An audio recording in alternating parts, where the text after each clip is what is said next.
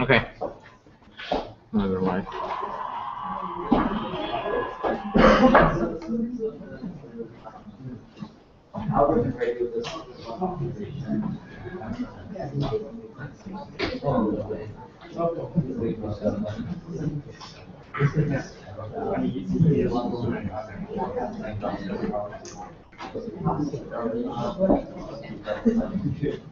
So D will be distributing the microphone. And we are here, and make sure that's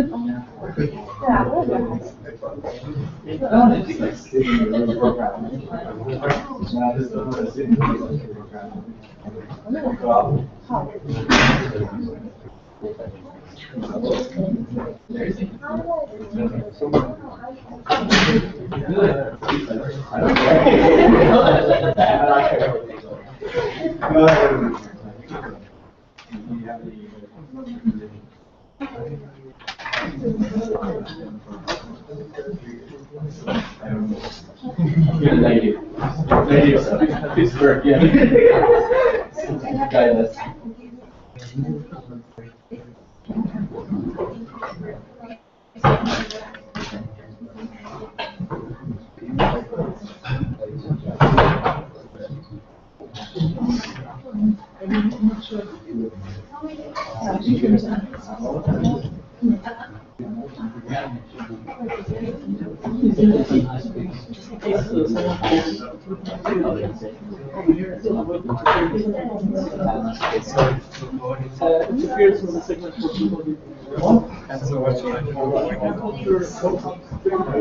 Oh, my phone.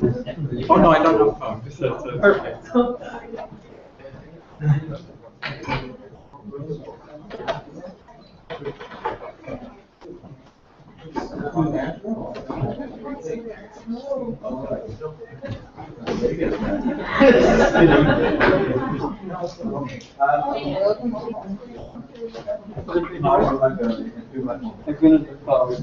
Yeah, that works.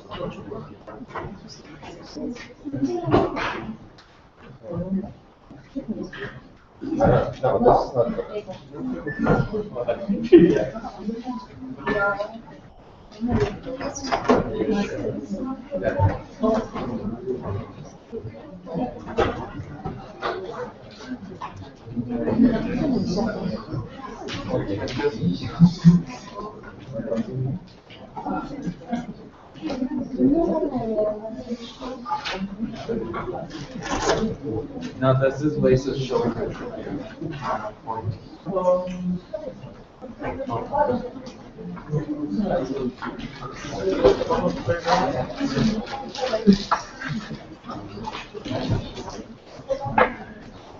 Is there something to turn it on? Oh, no, it's installing.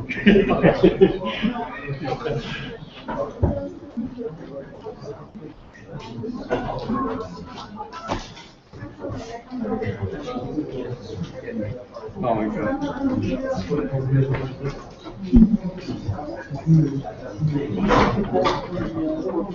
Yeah. I'm proud of this man. He's worked with that one before.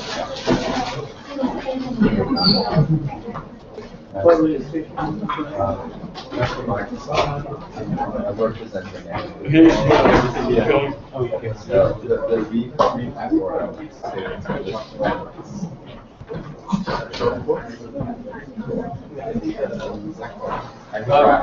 Will you read the background?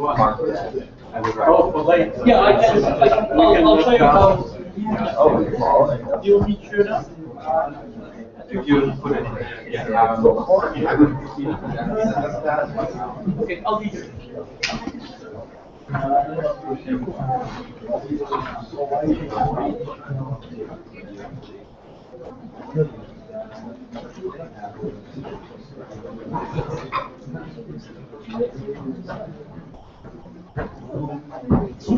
Probably won't be stay in this compliance, but if you want to be to appear in it.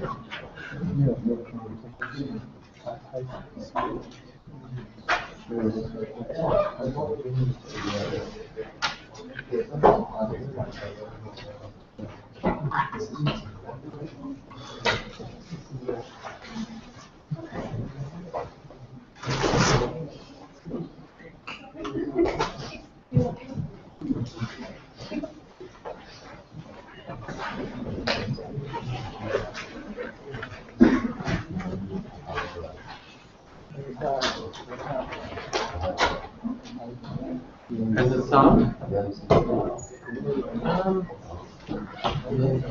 Oh wait. So is it on? Where should I see? Watched on and then we watched on. Yeah, that's what you do. So you put that all the way on. Flash on. That means that light comes on. Okay, now we're getting something. Yeah, it's good. You want to try speaking? No.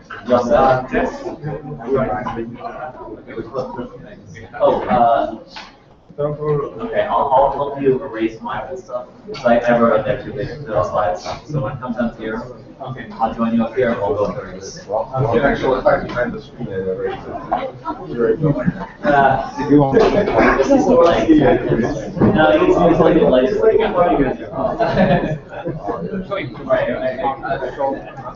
So hi. Yeah, I'll just be. Were you see what I get how it's No, that's not great. Sorry. So you should basically all the volume. Oh, So if that's hitting the.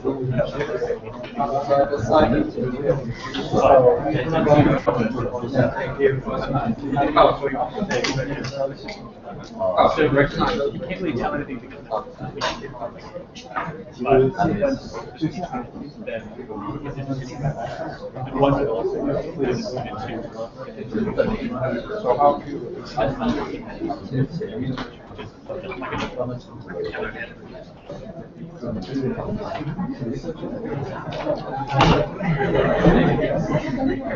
Right now, So yeah, not the go louder. But see now it's so right now, it's you. No, the microphone is on camera. So everything like that. It has negative.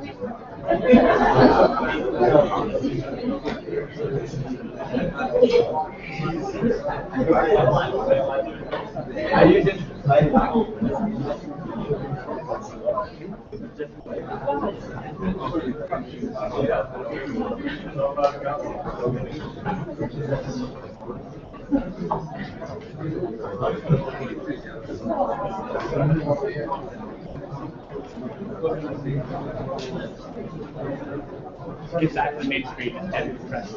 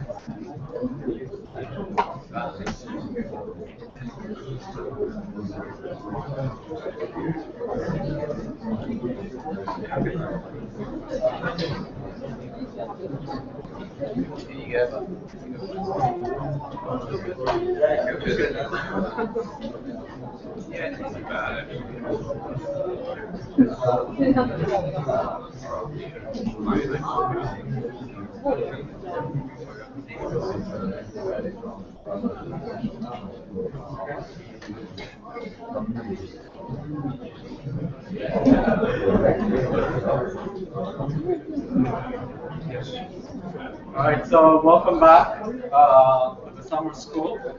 My name is Nando de Freitas, and I'm going to do this session now, and then I think I'm going to be followed by Claude, who will be talking about deep learning afterwards.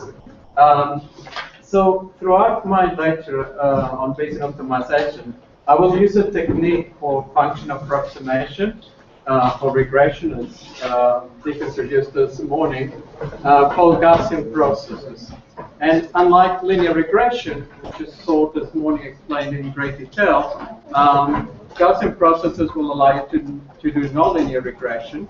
And in particular, it's very good not just for getting the mean of the function that fits the data, but it also gives you good confidence bounds. So you know where you have a good fit, where you can be certain you have a good fit, and where you actually need to collect more data if you want to increase your certainty. And in fact, that is where probability arises naturally, because it's just a way of quantifying uncertainty. Now, I'm not going to cover Gaussian processes, and we don't need to know what Gaussian processes are, how to do Gaussian processes for the purposes of understanding Bayesian optimization, which I'll soon say what it is. But if you're dying to learn about Gaussian processes, then just go to YouTube, just Google my name, Gaussian processes. There's a lecture where I go in great detail and I derive it at the extent of which you're seeing on the video. So just watch it tonight if you want to get into it quickly. And if not, Andrew Wilson next week will give a very nice overview of Gaussian processes. So I'm going to delay Gaussian processes until then. If you want to know more about Bayesian optimization, I also recommend that you Google Netflix Bayesian optimization. There's a very nice blog which eventually appeared on Wired magazine that shows how they train deep neural networks on Amazon while on the theme of distributed computing and large-scale sort of applications of machine learning. Have a look at this article. It sort of tells you how to use a very nice software tool for Bayesian optimization called Spearmint, and how to use it to tune algorithms, because that's basically what Bayesian optimization will do for us. It will be this magic box that will tune all the parameters of your algorithm, so free parameters, parameters of your compiler, parameters of your particular hardware, and so on. And we'll do all of this jointly. Okay, so now let's get back to, having said that, let's get back to the lecture. We can make sure. So Bayesian optimization is it's a way of optimizing parameters. Zico mentioned this morning convex optimization and gradients and so on. And so why would we want to not just do that, and why we need to sort of be thinking about Bayesian optimization? There are some kinds of problems for which it's not natural to do convex optimization. You know, problems are not convex. Although even if there are convex, sometimes the convex optimization can be used without guarantees. But also these, there are problems for which one does not necessarily have gradients. In fact, not only do we not have gradients, but we don't know the function that we're optimizing. So I might try to make sure that, I don't know, try to make someone happy, but I don't know the function inside their heads that makes them happy. And all I can do is offer them things or ask them questions, and essentially that's what psychologists will do until that person is leading a happy life, I guess. Now, there are some other problems which are even much more obvious, which also relate to psychology, which are problems of attention. And these have to do a lot with big data, because in a sense they tell us how we cope with big data, how we cope with this huge stream of data, for example, visual data that's coming into our heads. So a lot of people have seen this before, so anyone who's taken a course with me or watching my videos online has seen this, so please stay quiet. Who hasn't seen this before? Also a good chunk. Oh, that's good. It's going to be fun then. All right, so I'm flicking between two images, and there's a significant part of these images, about a good chunk of pixels are changing. They're different between the two images. Who's seen the difference? And please don't say what it is. Don't spoil it for the rest. Who's seen what's different between the two images? Okay, so it is actually an object that has semantic value that is appearing and disappearing. And it's one of those objects that's essential for modern aircraft to fly. And if you haven't yet seen it, it's this guy.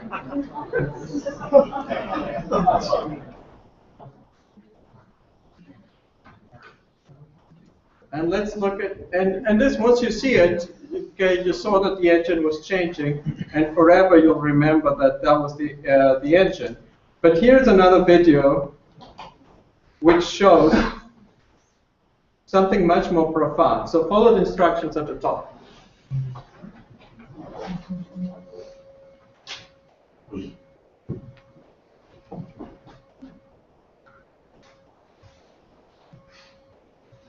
Okay, so what changes did you guys notice?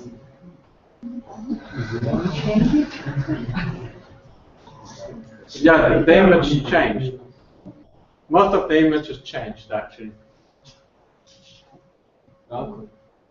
So this building here, I will claim this whole building is new. No one saw that?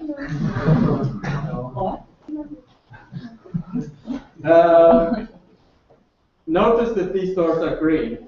They weren't green, they were brown. There's doors up here, and the wrought iron has been broken. It wasn't broken before, and there were windows up there. There were people here. There was a sign here. Okay. Oops. Okay, let's do it one more time. Oh wait, that's the wrong one. Apologies.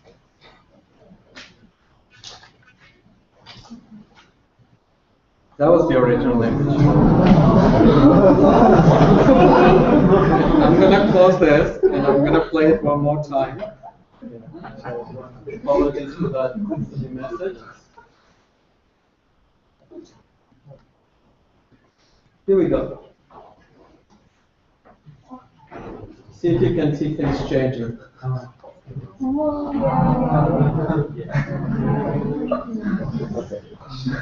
You might see some of them changing, you still will not see all of them. So even if I show you this over and over, there will still be things that, unless you focus your attention, you'll not be able to see it. Now, this shouldn't be surprising. I mean, who's heard of the blind spot? Yeah, it's this big black hole in front of our eyes, and yet we don't see it. We see a perfect scene.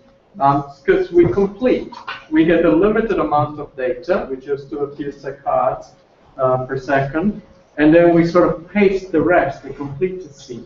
That's why machine learning is so cool. It's all about prediction to get this view of the world. Now, this is interesting for two reasons.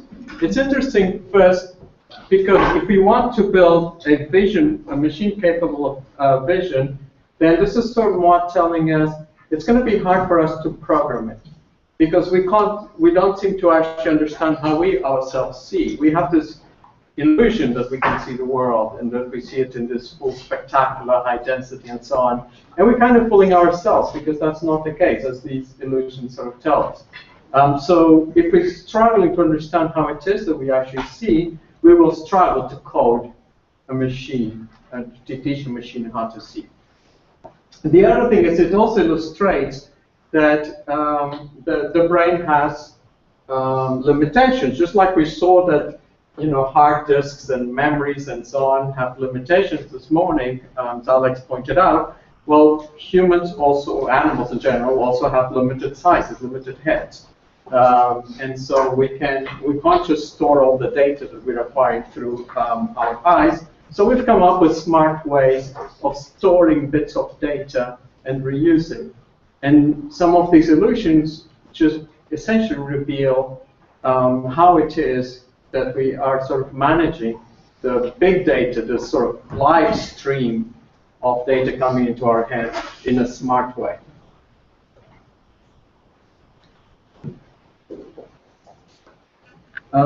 Here is a video where you monitor where you're looking with the two cameras, so to actually see what people look at.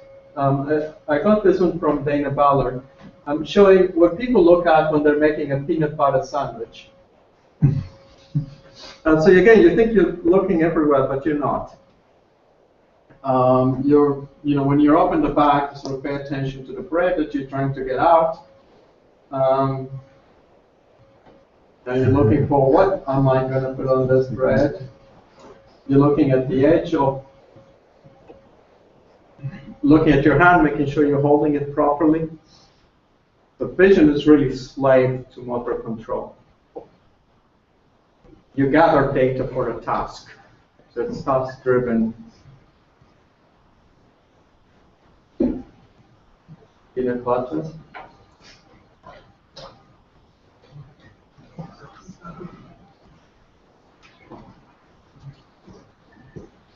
At this stage, most people, when I show this in England, start laughing because they're like, "Oh my God, it's so much jelly."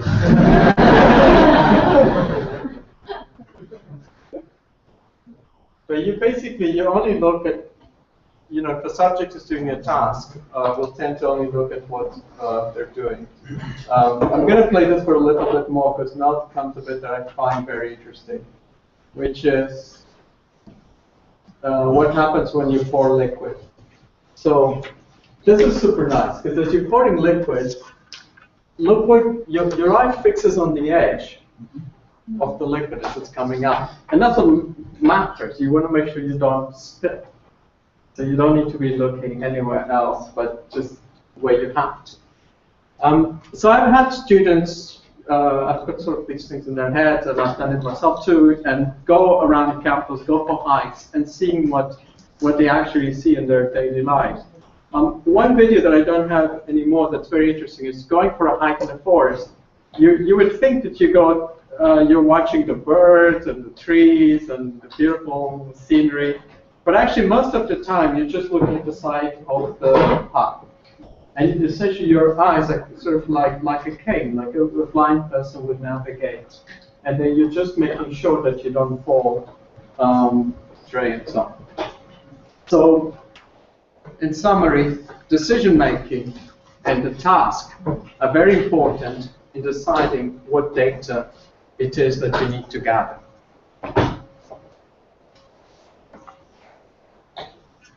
Okay, so here's another sort of variation of this type of problem of decision making that's very important. Suppose you go to a casino where there's these slot machines, which we're going to call bandits. There's a person going to the casino in their executive suit, and then their goal is to get money out of these machines. So another way to think of this as an example is think of this as an advertiser, and each of these machines is a person. And the advertiser is trying to see who is going to be the most profitable person in buying something. And so they have to decide which person to approach to get some reward, to get a click. They can measure their performance because they can see how much reward they're getting compared to the reward that they would get from the best action if they have that information. And essentially, they have to trade off two important quantities, exploration and exploitation. And trading off exploration and exploitation, I think it's one of the fundamental problems in machine learning. You want, by exploration, I mean that you kind of want to try to find a machine that will give you more money, go and try other machines. But if you happen to be stuck at a machine that's already giving you a good amount of money, you want to stick with it. And so you're always wondering is, have I found the right boyfriend, or should I try one more? And there's a mathematical model for that. Another way, and this problem is extremely hard, by the way.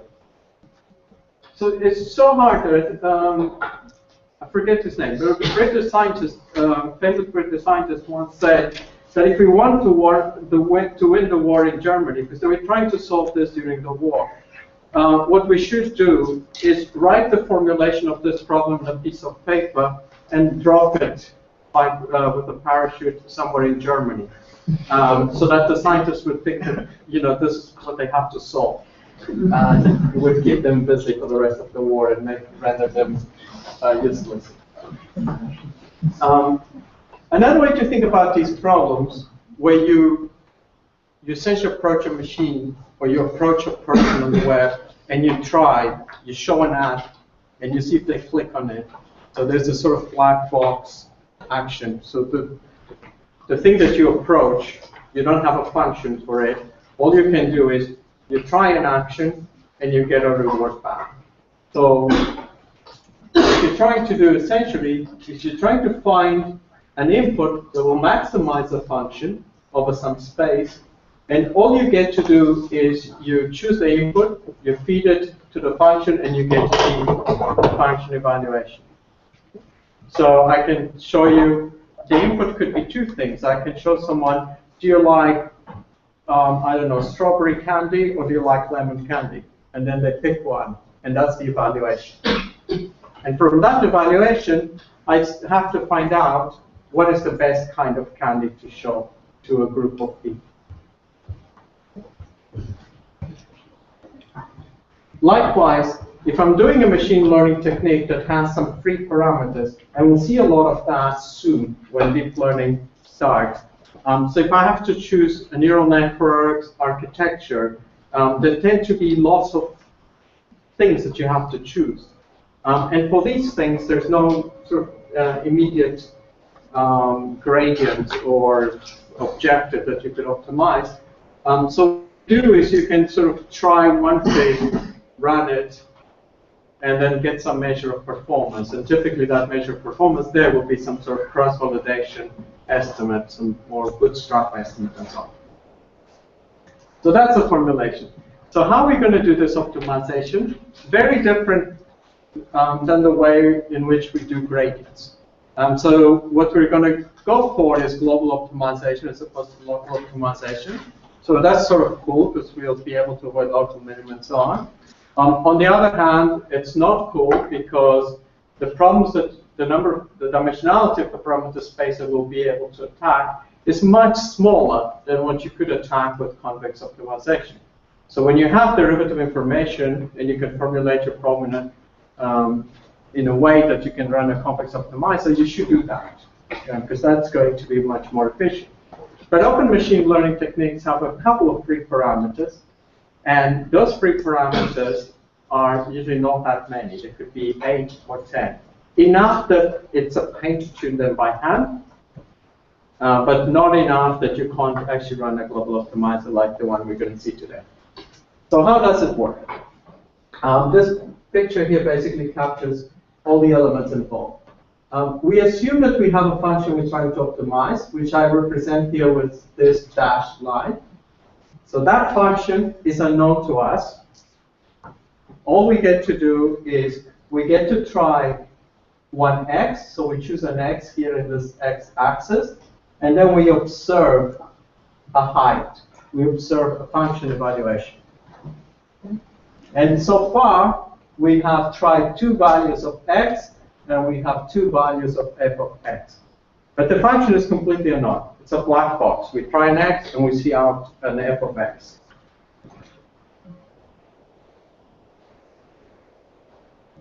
What I can do with those 2 points is I can fit a function to those 2 points, and that's what I'm representing with this solid line.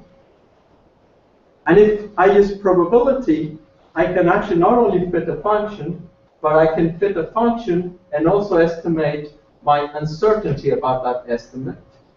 So that's essentially what the purple is. Near the data, where I've already sampled the function, my uncertainty is low. Away from the data, my uncertainty is high. That's what you would like intuitively from an estimate. Now, fitting a function that goes through the points and gives these confidence estimates is actually quite easy. You can do it in 10 lines of code. It's essentially what I'm using here is a Gaussian process, and this is an actual fit. Another thing we're going to do is we're going to construct what I call utility functions or acquisition functions. And soon I'm going to go over about 5 examples of how you could do this. But let's assume for now that we can construct this green curve. This green curve is going to be a function of these confidence estimates and this mean function. Basically, what I'm going to do is I'm going to prefer points where I have high uncertainty, because if I have high uncertainty in that part of the space, it is likely that something interesting might happen there. So I should explore. If, on the other hand, I already know that this point gave much higher reward than this point, then I should somehow prefer to look around this area than around this area. So I would want my green function to have low value here, but a much higher value here. Okay, so in other words, I want to exploit. I want to be closer to this guy. And so I have a trade-off of exploitation and exploration. Where the mean is high, I stand a good chance to exploit. Where the variance is large, I stand a good chance to explore. And here's what happens when you do a few iterations. Let's assume my acquisition function, which is high, has the highest value here, tells me to choose this point. I can pick this point. Now, in order to know where the highest point of the acquisition function is, I'm going to have to optimize this function. I have to optimize the green function. However, I will show that it's possible to get a closed form for this function. And once I have a closed form, then I can run an optimizer.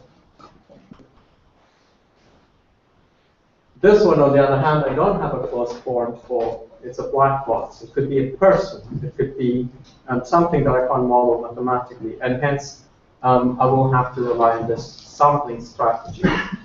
Now, let's assume that we got this point. Now, what we do immediately after we make an observation is we refit the function. And then, based on the new confidence estimates and based on the new function, I recompute the green curve, and it tells me where to sample next. And very quickly, I find the optimum of the function. Okay, so this is Bayesian optimization.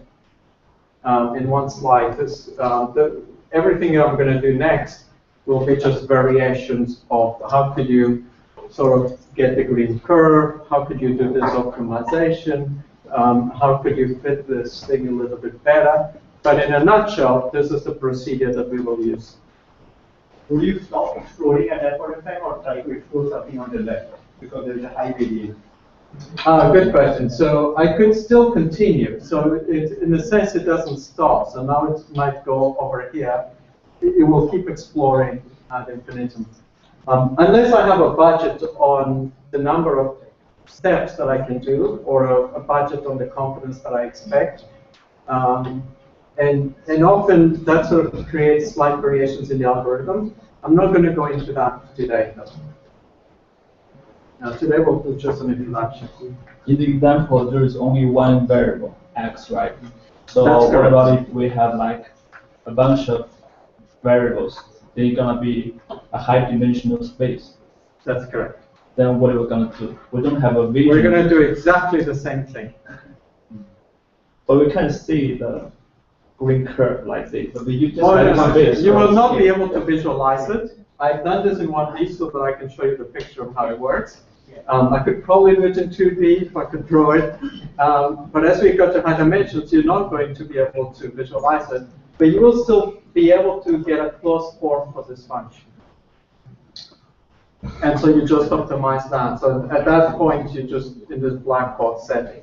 And you can see how with dimensionality, this is going to become problematic because I need to fit a function.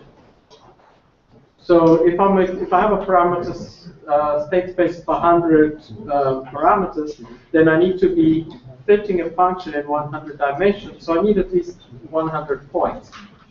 But again, my point is there are lots of problems out there that only have a few free parameters, and for which you can optimize. So it's a good example to keep on motivating this. Who's used CFlex?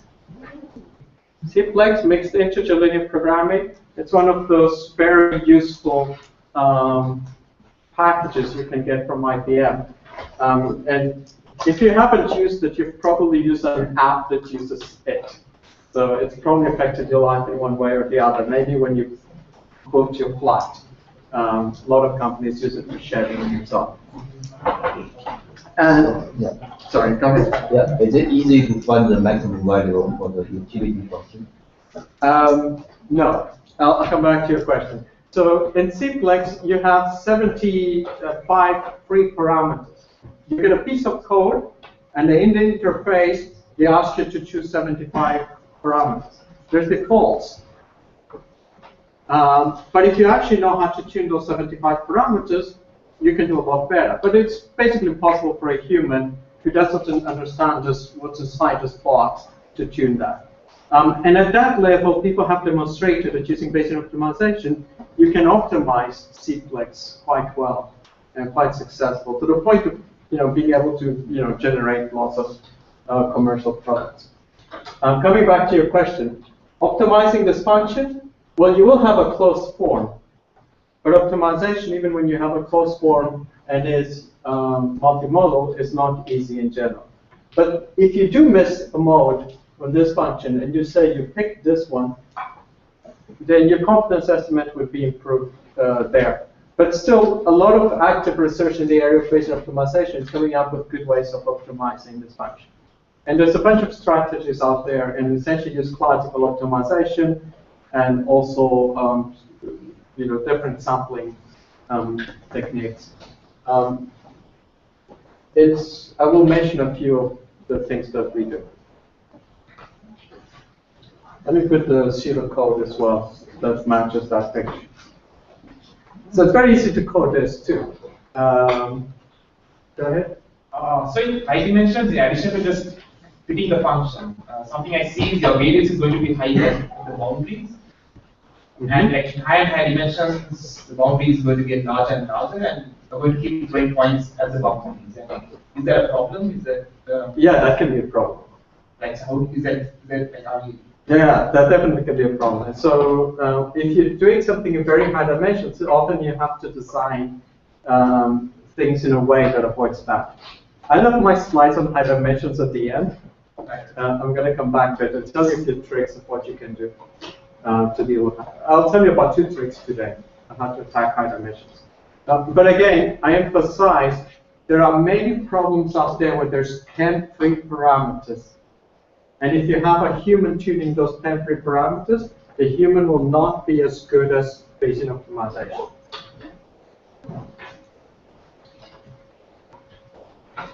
Okay, so how do we get, so what I'm going to go over next is how we choose this green curve. One of the earliest ways that came up, where people come up for choosing this green curve, is to essentially use the properties of the fit. So this fit, as I said before, is a Gaussian process. Now, a property of a Gaussian process is that if you take any slice, any vertical slice like that, you essentially can think of this as a Gaussian distribution. So for any point x, you have a Gaussian distribution along the y direction. And that's the definition of a Gaussian process. In fact, the Gaussian process, all it tells you is if 2 points are close by, 2 x's are close by, their y values are also close by. And that smoothness assumption is essentially what is used to derive these processes. Now, since I know that this is Gaussian distributed, so I have Gaussian intervals, let's assume I've tried 2 points so far. This was the best point. I'm going to call it f max.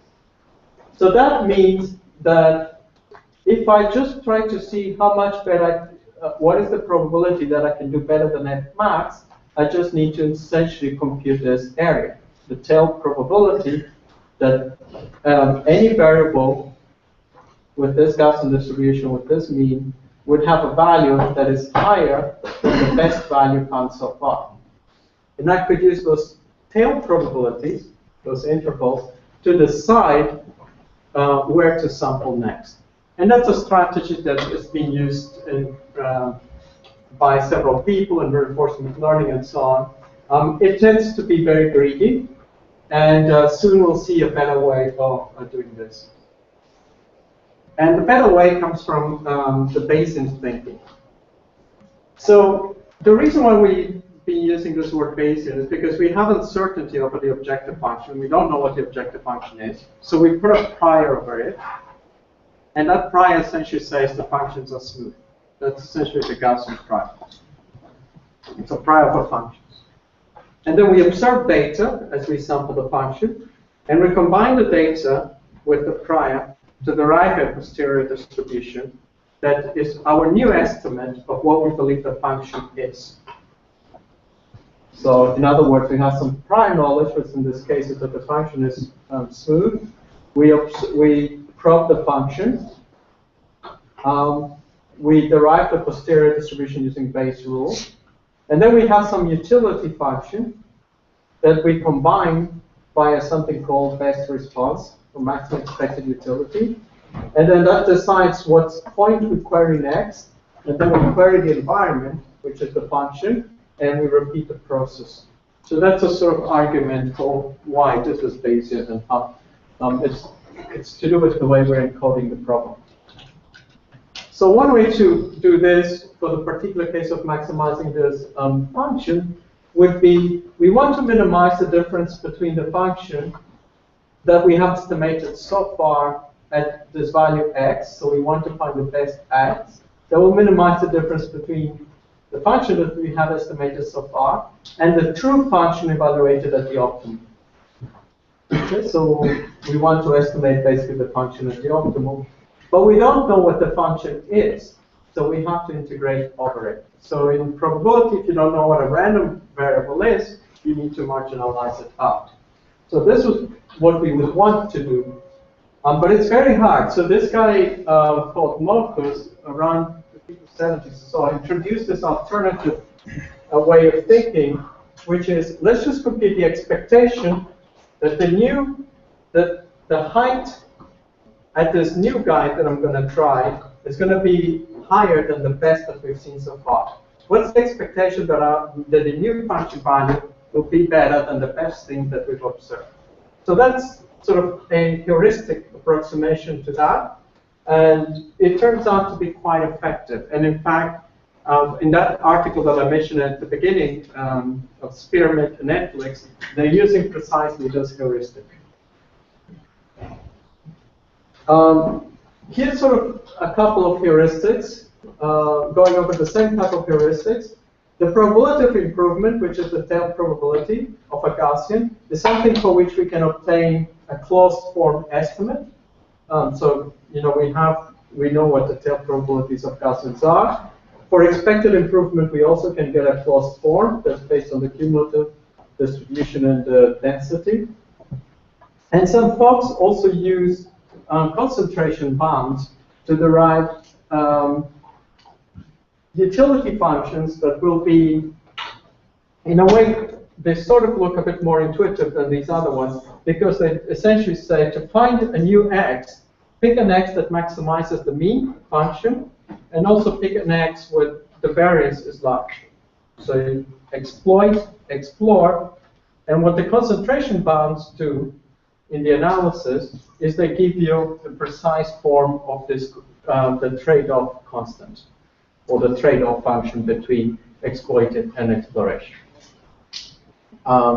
These are called upper confidence bounds, and they're very big in the whole literature of bandits and online learning in machine learning. So if you go to ICML NIPS, there will always be a bunch of papers just on how to get good bounds for online learning.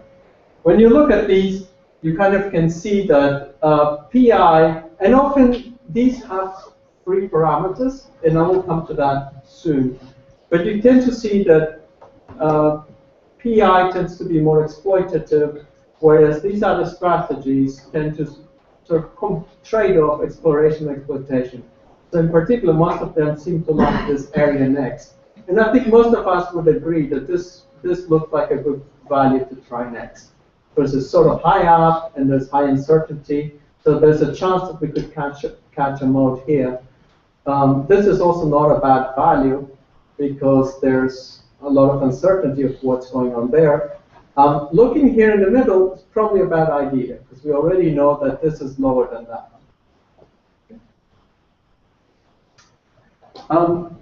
Another way to think about this, yet another possible way of constructing the green function, which is a bit more different, is to actually define the quantity, the probability of the location of the optimum.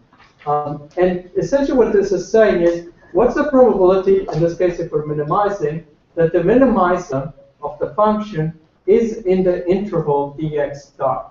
So as you know, if you have continuous function, we essentially take the function we use for LSET, which is just the interval, and we just want to know what's the probability of falling in that particular set. If this was discrete, then this would be just a single value. One way of doing that is called Thompson sampling. So what Thompson sampling does is it just draws a single sample, and it draws a sample from this distribution. So this might look a bit sort of scary, but it's actually quite simple how it works. Oops.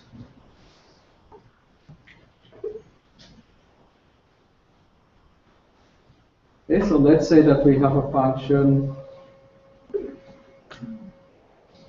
f and then p of f against x.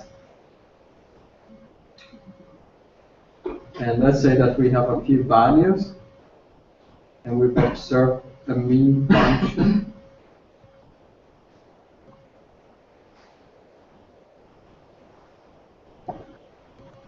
And for that mean function, we have confidence intervals.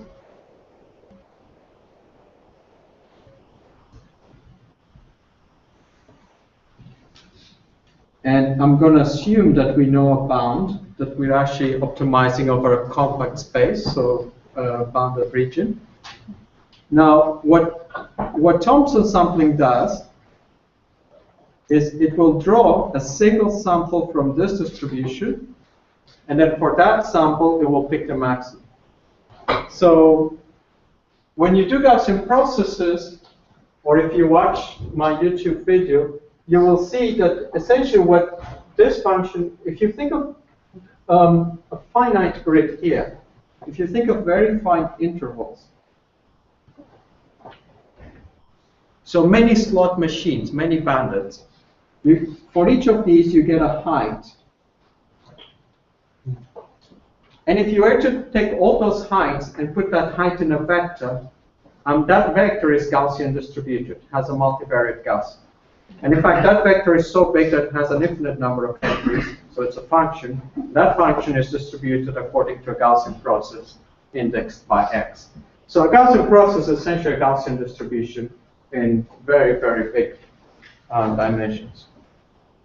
And so, just like you draw a random vector, Gaussian vector, in your favorite programming language, using Cholesky, you can do the same thing for a Gaussian process, and I can actually sample a function. Now, when I sample a function, that function sort of will be, if my model is good, that function will be captured inside these blue intervals. So I draw a sample, and then I pick the highest value of that sample.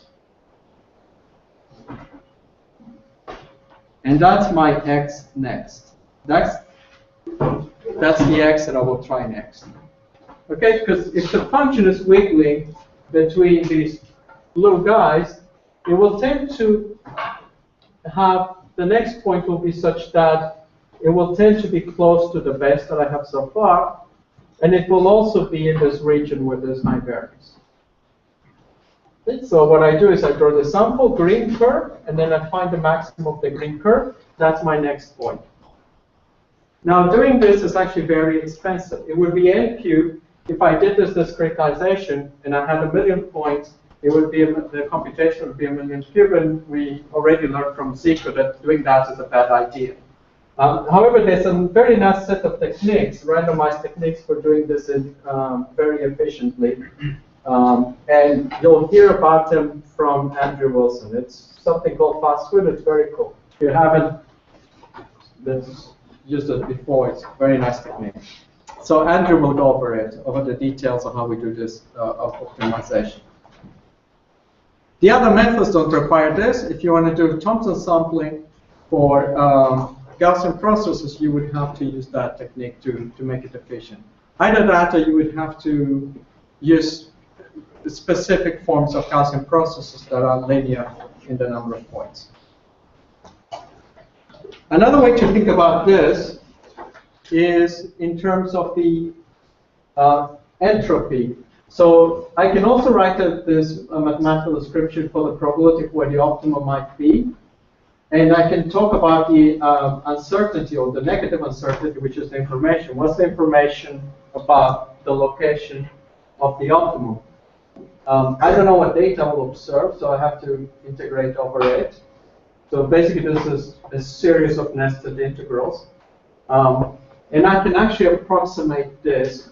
And that basically now leads to a new sampling scheme, where what I do is I choose points where I'm the most uncertain about the location of the optimum.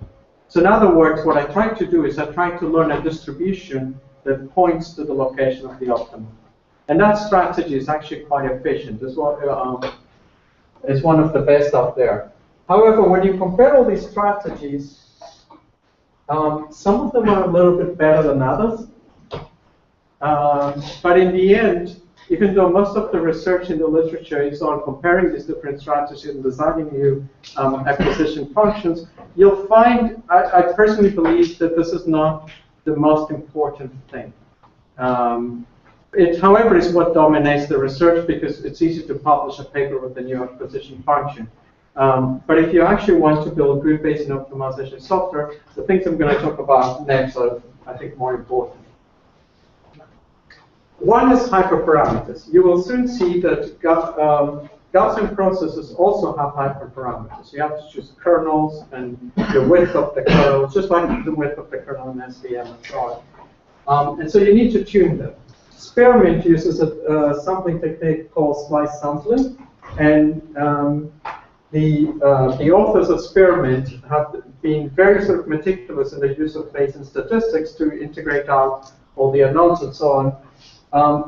But in this case, it still fails, because essentially, if you're estimating, we're estimating a function, and sometimes all we have is 2 points.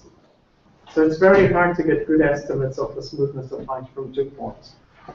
And in fact, if our prior isn't right, as we show, so what I'm going to show you here is 2 techniques. This is after 20 iterations, 40 iterations, and 60 iterations. And this function is sort of has a big, the true function is in blue. So it has one narrow peak here and then a broad one here. So the function is heteroscedastic. The smoothness on the left, so it's more smooth on the left and less smooth on the right. So the variance changes across the domain. And we call this heteroscedasticity. And so when that happens, and you're using a Gaussian prior and slice sampling, this is the software that is, like I said, I still recommend the software. It's the best thing that we have. But you will encounter these types of problems that you can't actually find as optimum unless you hit it by luck. Because essentially the prior, the smoothness, has learned the smoothness of this mode, but it hasn't learned the smoothness of this. So you can fall into traps quite easily with most software out there. You have to design theoretical bounds, and you have to design techniques where the variance has to increase over time if you want to attain the optimum. It's extremely hard to do this hyperparameter tuning based optimization, but over the last few years, a few groups, notably these guys, have sort of made progress in this. So in other words, the tuning algorithms that try to make everything automatic, they're also becoming automatic. And one way in which the authors of Experiment have done this is by doing it using something called warping. So if I have a function that I'm optimizing that looks like this, where here I have less smoothness, here I have more smoothness, then what I can do is pass this function through a warping transform, so basically as input to output, to get a function where the variance tends to be the same throughout the domain. So the amount of selection is the same smoothness. And what they do in a very nice paper that's called Warping for Bayesian Optimization is they learn these functions. So as for the optimization. This in general, in my experience and in their paper, gives much better results. So if you're working with Bayesian optimization, it's very important to estimate the hyperparameters as well and to deal with this. Bayesian optimization is also used a lot in geostatistics, where essentially you have to drill for oil, and each of these points is digging a hole to find gas. And often there you have to deal with faults in the earth. And so there's discontinuities. Such discontinuities can be treated by just combining Bayesian optimization with trees, where essentially you design a tree method, and in each leaf you will fit a Gaussian process. And so these Gaussian processes can have different hyperparameters. So in one leaf you could have something that's more smooth, in another leaf you could have something that oscillates more. And that's one way to deal with this sort of quick changing heteroscedasticity. As you can see here, where there's a smooth function that then after this point becomes very squiggly, if I want to optimize it, I need to still I need to be able to sort of partition it and fit a different GP here. So I've sort of been going over sort of methodological issues, and I'm going to soon switch to applications. But here is one thing that you have to that sort of justifies why this works. Assume that you've sampled these red points, and that this is the best point that we've observed thus far. Then the reason why these techniques can be efficient for searching is because for any point where the upper bound is less, the upper confidence bound is less than the best thing that you've obtained so far, you can be sure, because the function is captured, inside these intervals, that the optimal will not be here. So you can discard huge parts of the state space. And in fact, Alex, who's just left, he proved this bound where if we were to decrease the grid, if we were searching over a grid and we were to halve the grid, the variance would go down by 4. So this concentration where the variance, the size of these intervals that capture the function goes down much quicker than the resolution that you need for the grid, and that essentially is what gives us these exponential decrease in our regret, where regret is essentially the function evaluated at our point minus the function evaluated at the optimum. So in other words, we converge quickly to the optimum, and we do that so exponentially fast for a lot of these algorithms.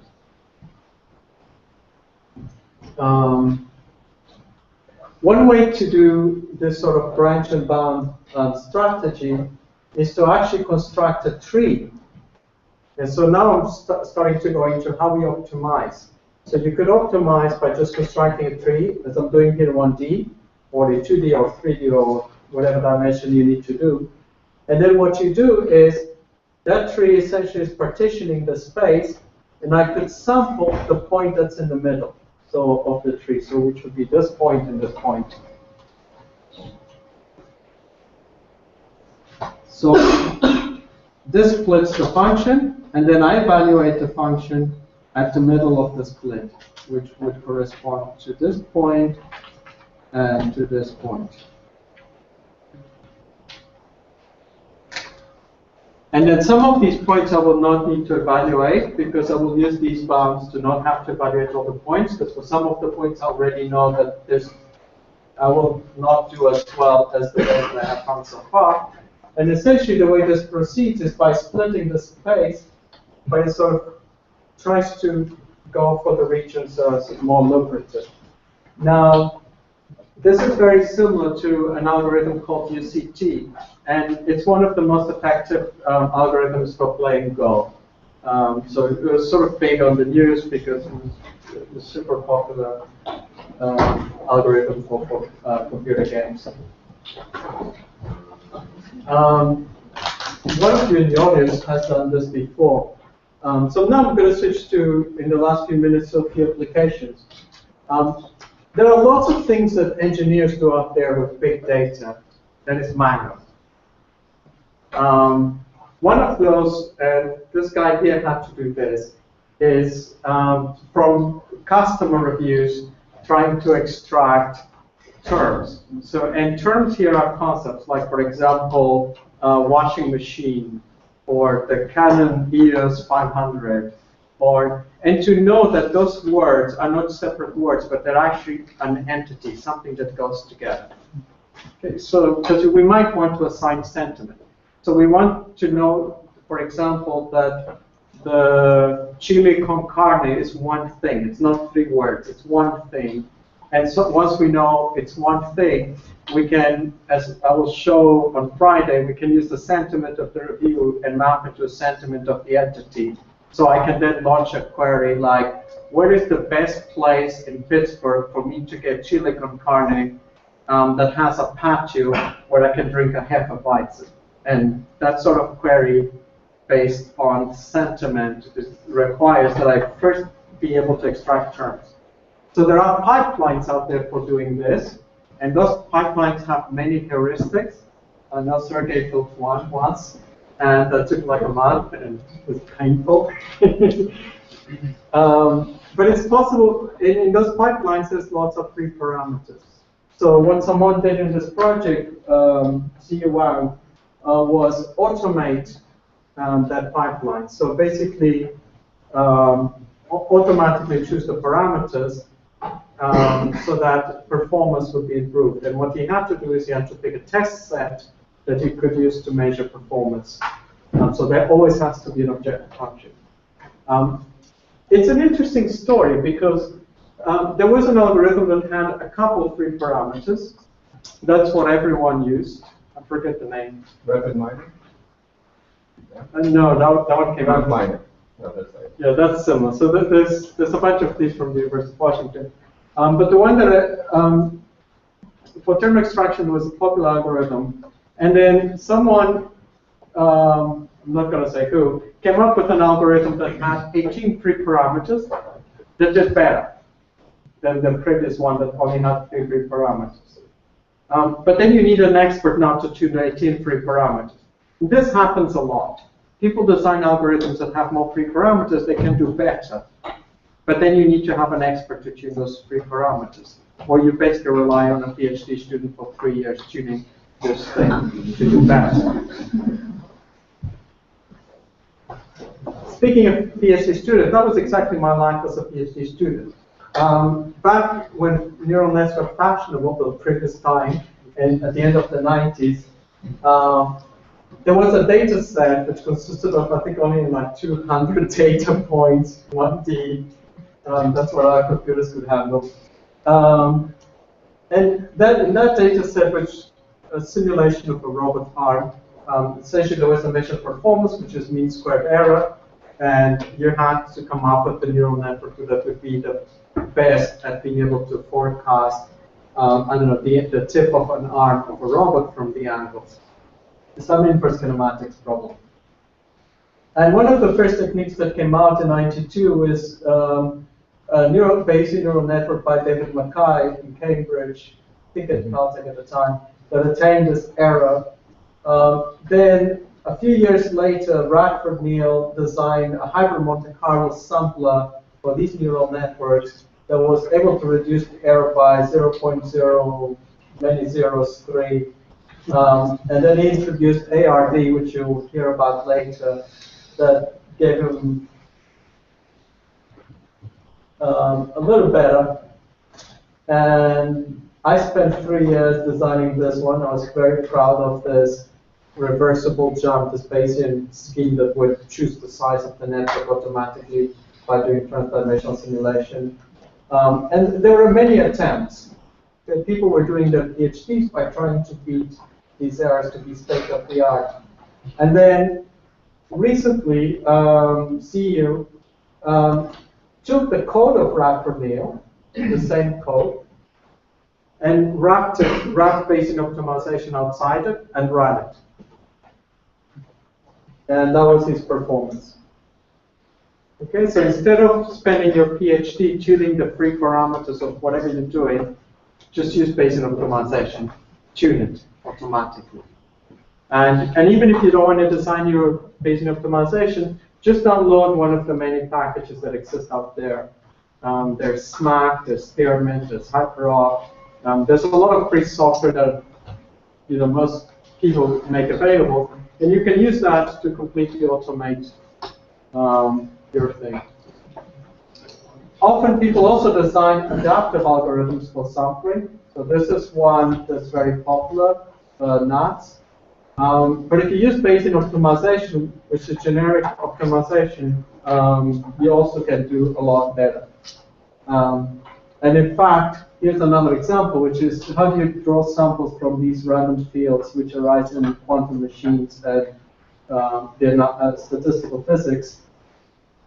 Typically, people in machine learning, we use an algorithm called GIT. It's very nice, like when you do LPA and so on. It's just because it's very easy to code. Scientists have designed better algorithms. For example, for these models, there's something called Swenson-1 that tends to do a lot better. But then when you have Bayesian optimization in your hands, you can just come up with algorithms that are much more flexible, that have many more free parameters, and then you just let Bayesian optimization tune those free parameters, and you tend to do a lot better even than the sort of state of the art out there. And this is essentially the philosophy of the design. You can either try to come up with algorithms that have no free parameters, and if you can do that, that's great. That's kind of sweet. Alternatively, design algorithms that have lots of free parameters, and then use a Bayesian optimizer to tune them for you. And that's also a nice way of doing design. There's just two different philosophies how you could do design. Importantly, when you're writing code and you make a choice, you should make that choice explicit through an interface, and you should tune that choice. Any choice that you make in the code. For example, I have two functions that could implement this. I have two modules. I'm going to choose this module. What you should do then is leave both modules there, introduce a parameter which is a categorical variable that chooses between one or the other, make that parameter available through an interface. And then if you want to run the whole code, then you should automatically tune your code to solve the problem better. I think this is what Holger Roos calls programming by optimization, and I think it's a very nice way to deal with problems. I'm going to answer your question, but there was one there before. All right. So does it matter if the parameters are read value or discrete value? No, it doesn't. So you do have to make sure that you choose a technique for the function approximation that you use has to handle categorical variables. But in addition to Gaussian processes, we use random forests, and they can handle. When we use trees, we can handle perfectly well categorical parameters. And in fact, it's important to handle categorical parameters because most of the tuning out there is choices. It's categorical, is these design choices. Do I use this or do I use this? Do I use quick sort or merge sort in this piece of code? And that's where having many discrete variables that are automatically tuned is a very useful thing. So does it make sense instead of switching between two models, depending on the parameter, take a mixture of two as a weighted sum or something? Then you could also do that, but you would then sort of formulate that in your objective. So I'm coming to the end, but here's another optimization that's very common, analytics. So if you work, so a lot of companies, especially if you play games online, and you're one of these persons that's paying money to get a new sword to move to the next level, there are companies that specialize on automatically tuning the game to maximize the probability that you will buy that new sword. So that software is actually embedded in your games right now as you play with them. And so I need to learn how to do A/B tests. When you have a product and you don't know which option is better, you need to choose. You essentially show one version, you get clicks, and then you show another version, you get clicks. And by using Bayesian optimization, you can very quickly zoom in into what's the best possible design that will give you more revenue or greater user satisfaction. Steve Scott at Google has a very nice blog on this, where he in particular uses Thompson Sampling. So I'm going to wrap up here. Just quickly mention some more applications. You can use this in graphics. And the gist is this. It's very hard for us humans to write down a mathematical function that describes how to walk like a dinosaur.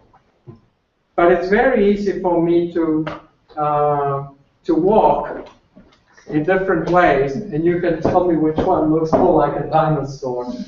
Because you can it's very easy for us to say that one is better than that one, than for us to come up with a mathematical expression. And so you can use this to help animators, because you essentially show two things, and then animators keep choosing the one that they like best, and that way they automatically tune the parameters of the animation. Sensing, in general, there's been the move now is to actually automatically tune machine learning toolboxes like scikit-learn, MLBase, Weka. There's a very nice paper called Weka that does this. And so the idea is you put Bayesian optimization so that when you go to one of those packages, it automatically selects for you the classifier that you need for that particular data instance, and it also chooses the hyperparameters automatically. So I think in the future we'll see a lot of tools that will do that for us. So, and that's not going to be of use to people who know machine learning, because we would know which technique to go and get. But for the data scientists, or whatever they're called, who have a weak knowledge of machine learning but want to use these toolboxes, they actually profit a lot from doing that. What we're going to see later is and I guess this will be the entry for the next speaker, is that when we build these architectures, the deep learning architecture that allows us to build these neural networks, allows us to see the world and understand images and so on, there's going to be a lot of free parameters, and Bayesian optimization is useful there. It's also useful when the input image is not a 28 by 28 digit, but the input image is HD video, in which case we again need to could use Bayesian optimization to sort of look at the attend to the interesting regions of the space in order to be able to identify an object and be able to classify it. And I think Paul is going to do a lot more of that next. For the rest of my lectures, by the way, today I was sort of going a very big overview of things. Tomorrow will be on RL, and it will be much more detailed. So it's going to be more like a simple derivation of RL. How many people here have seen RL before? Reinforcement learning. Okay, so I'm going to derive it from first principles, and it will be more like on the board time lecture. Thank you.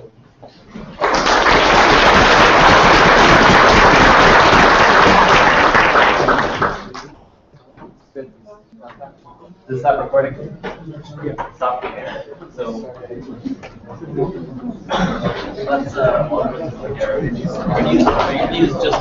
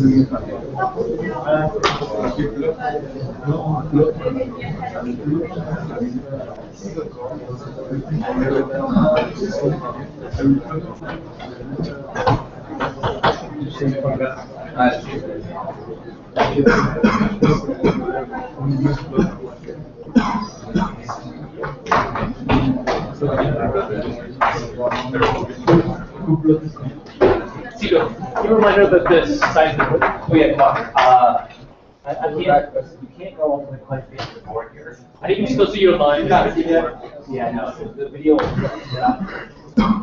just draw a line right there. And I think the same thing for the other side. So you probably, how far can we go over here? Right there. Here? A little over. Here.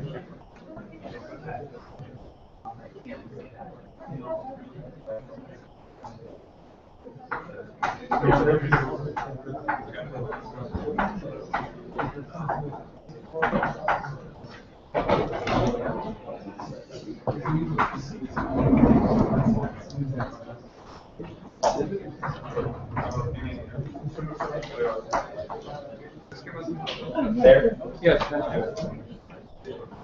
you.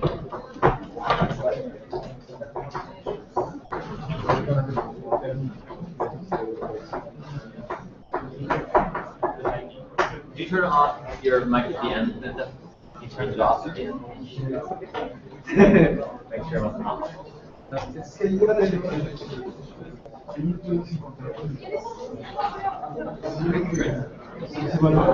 Cool, wait, you're coming back. Yeah, that'd be on.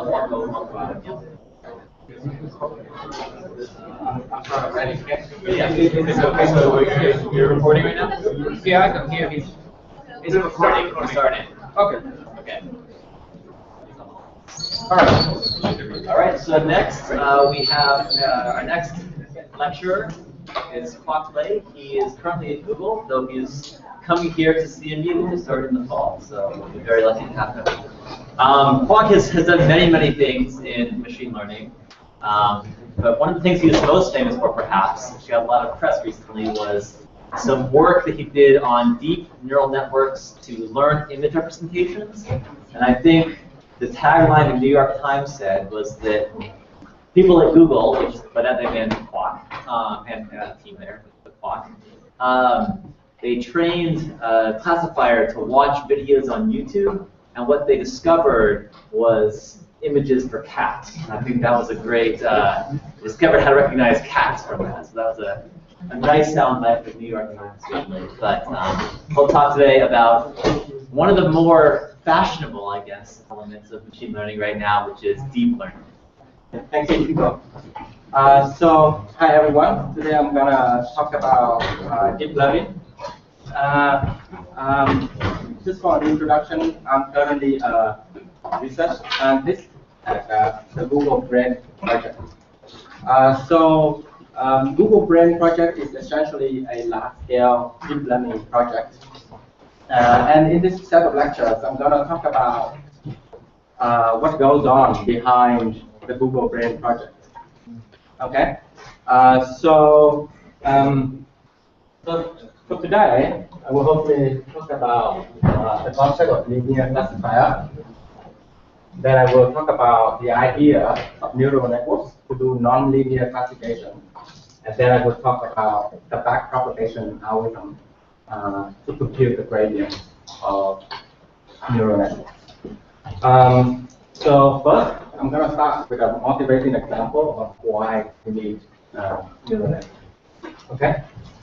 So last Friday, I want, after a week of thinking about deep learning, I was very tired. So I wanted to watch a movie. Okay. So I've heard a lot of good things about a recent movie called Gravity. Okay. Gravity.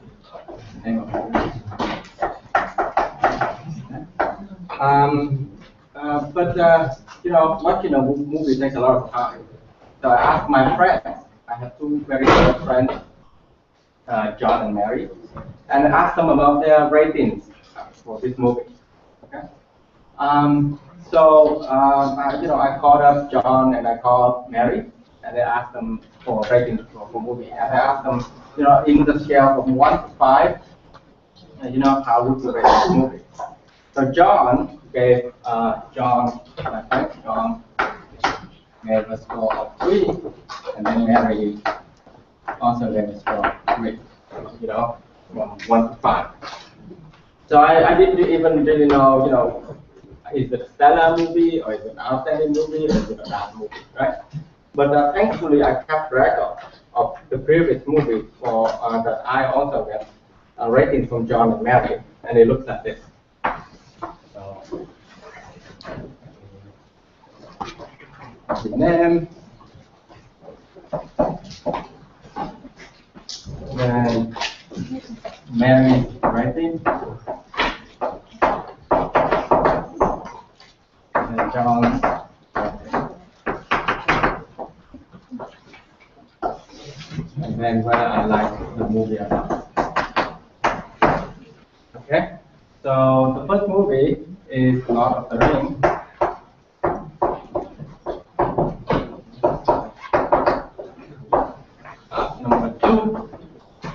And Mary didn't like it, so she gave a score of 1. John liked it, he gave a score of 5. But I didn't like it. Okay. The second movie is Star Wars. Part 1.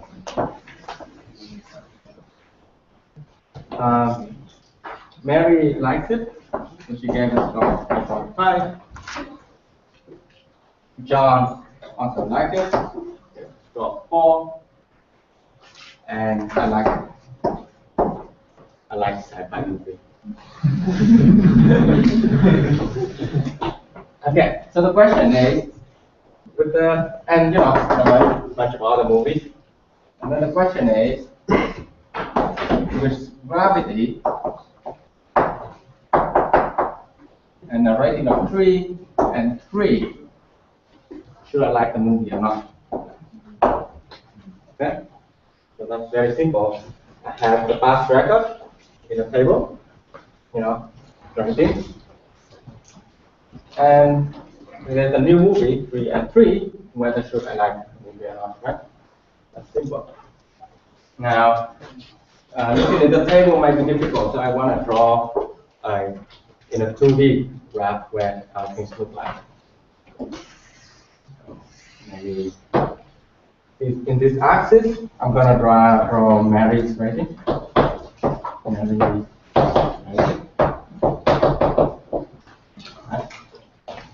In this axis, I will draw John's rating. Right? Then maybe 1, 2, 3, 4, 5. 1, 2, 3, 4. So there's a bunch of movies.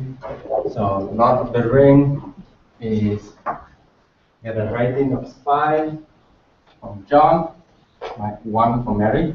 Okay, so that's the movie. Star Wars get a rating of 4 from 4 from John, and then 4.5 from Mary. That's a movie that I like. Okay, and then there's another bunch of movies, for example, here, and then a movie here, and there, and there, and there.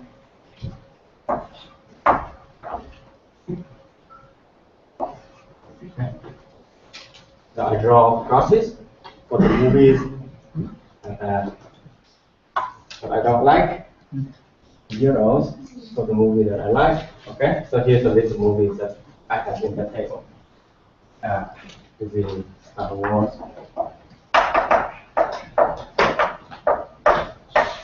And this is Lord of the Rings. Okay. And then there's a bunch of other movies. And then here's the question: at 3.3, here. Should I like the movie or not, right? So that's a simple task. Okay. So here we form the problem. We want to find a decision function to say, is this a movie that I like or not? Okay? So to make it simple, I'm going to do it in mathematics, right? So let's say x is for x. Well, I'm going to denote an example x to denote a vector. John, Mary, rating, and then John has 2 elements. Okay? 2 elements. And then my decision function can be like this.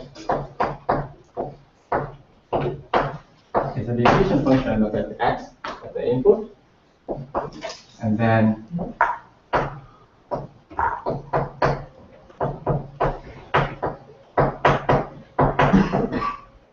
is a decision function that's going to take x as input. X1 is Mary rating. X2 is John rating. And then I'm going to weight the rating of John and Mary.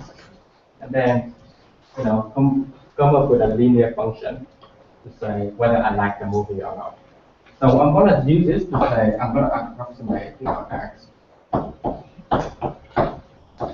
with y, and y is whether I like it or not. So I'm going to have a list of examples, all these examples, and y being whether what I like is 1 and I don't like is 0.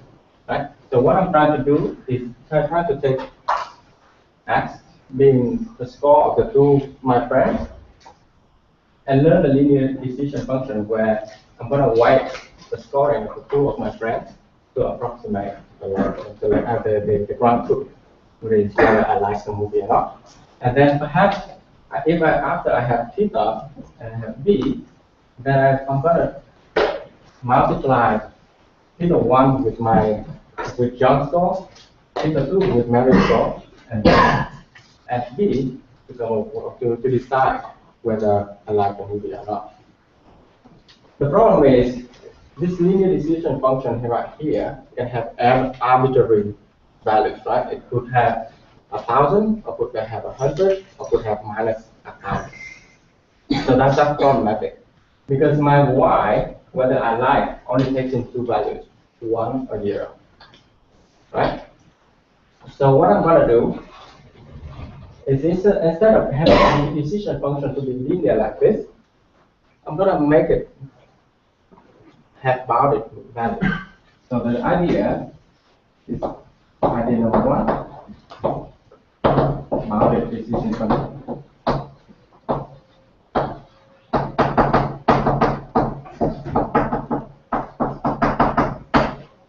That is, I'm going to take x and take decision function here and map into another new function called g. And the function g looks like this. That x when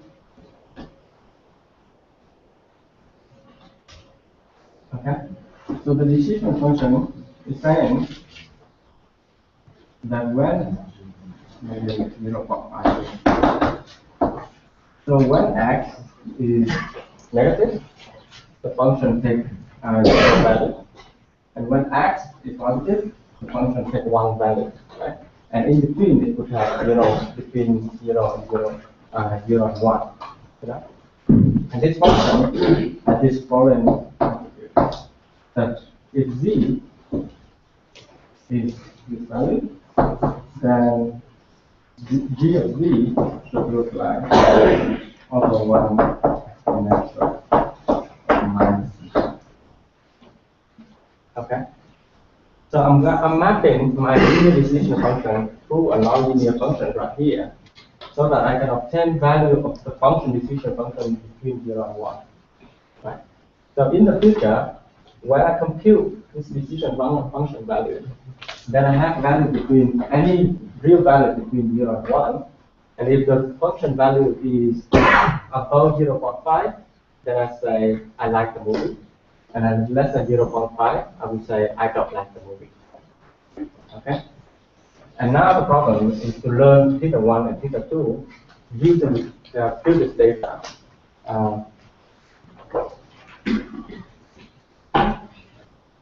So here is the answer.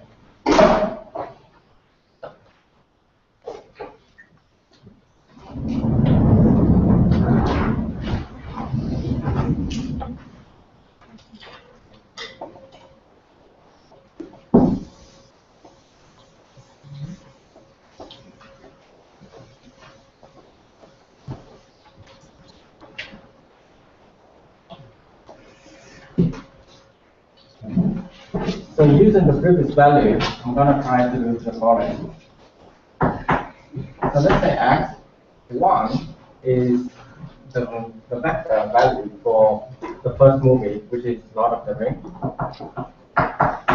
I'm going to find theta v such that it approximates my 1, which is I don't like the movie, which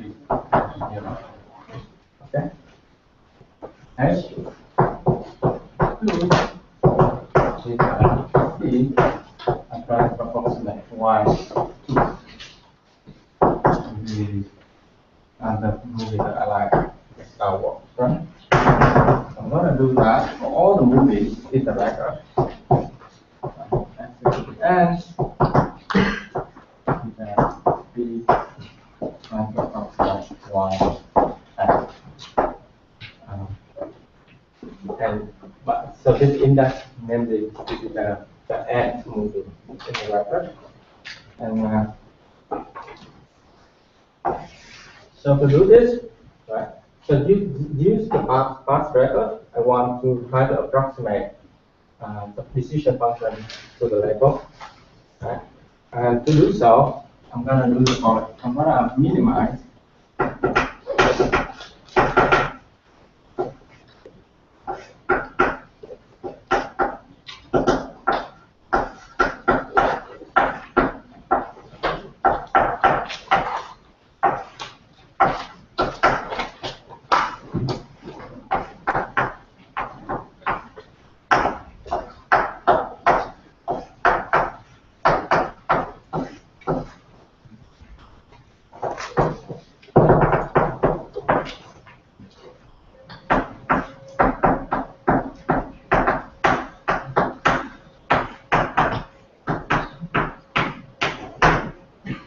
So I'm going to try to find theta and b such that the distance between my h function and the label is small. Right? So basically, I'm trying to minimize the sum of h of x I equal 3 minus y and I. And 1 and mean of theta and b. So my best parameter is going to be theta and b, such that the decision function matches with my labels. Any questions so far at this point? Okay.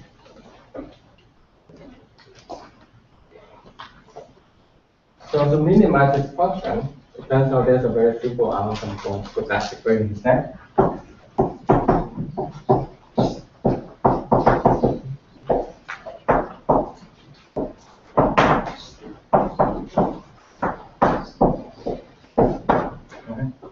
Stochastic gradient descent works as follows.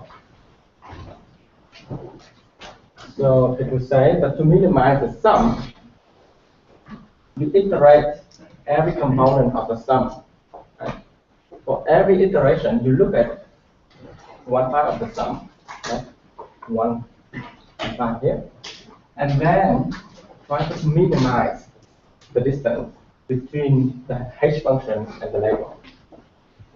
Now, if you do so, then the function will, the overall function will fluctuate, right? So you perhaps the best idea is to update slowly per example. So you could do this, right? Iterate to I, where I is from 1 to n, okay? And then update for every iteration, update theta 1 minus alpha delta theta 1 theta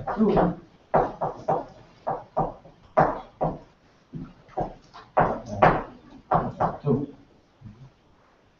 and then b equal to b minus alpha delta b.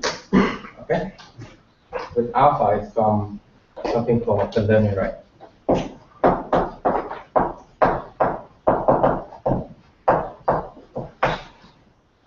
Okay?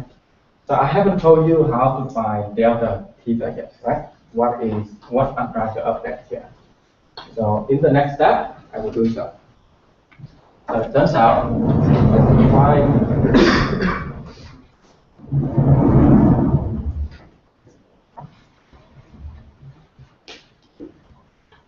good update for theta, delta, theta 1, delta theta 2, and B are the gradients of the objective function. Okay. So for example, let's say at iteration I give example I. Okay. Then you want to find delta theta I, delta 1 as the derivative of the objective function. So let's call this Ji. Okay. The derivative of Ji with respect to theta is 1. So I call this part here I, and let's say the update at iteration I is delta theta 1 is equal to the derivative of Ji over T1. Okay. And that's basically the derivative of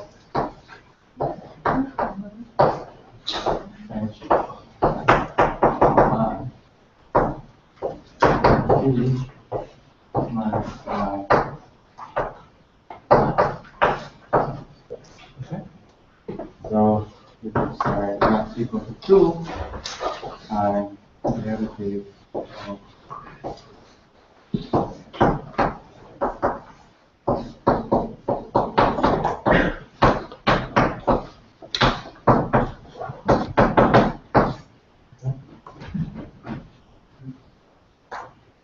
I think good so far. Yes, I have a question.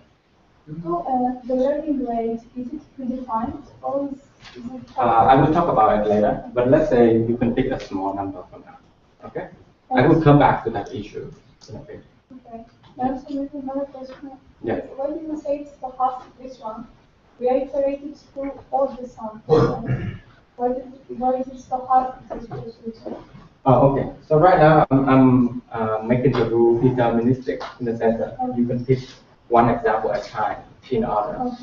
But one way to avoid that is you shuffle the data set ahead of time so that the index of the example is basically stochastic.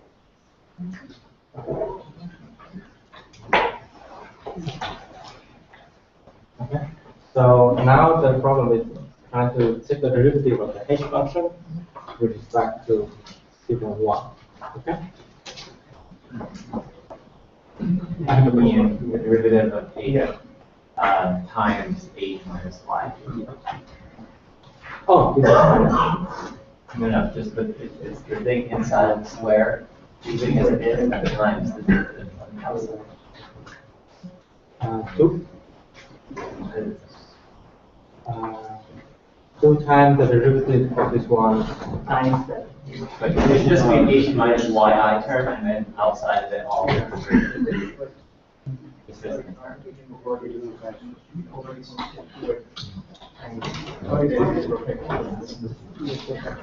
You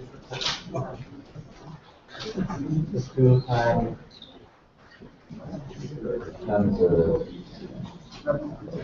Two times ji times the derivatives of ji, right? So it should be 2 times ji. The function ji should be outside. So this is basically ji, right? Yeah.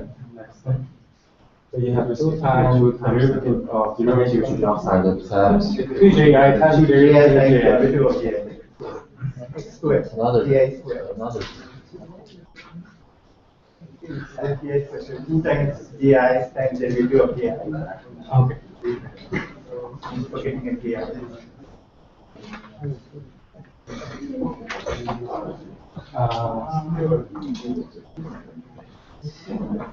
Well, so basically you get the point. Plug in g as a function of theta b one here, and then here I take the derivative. You get the update. The rest is just basically doing derivatives on the line.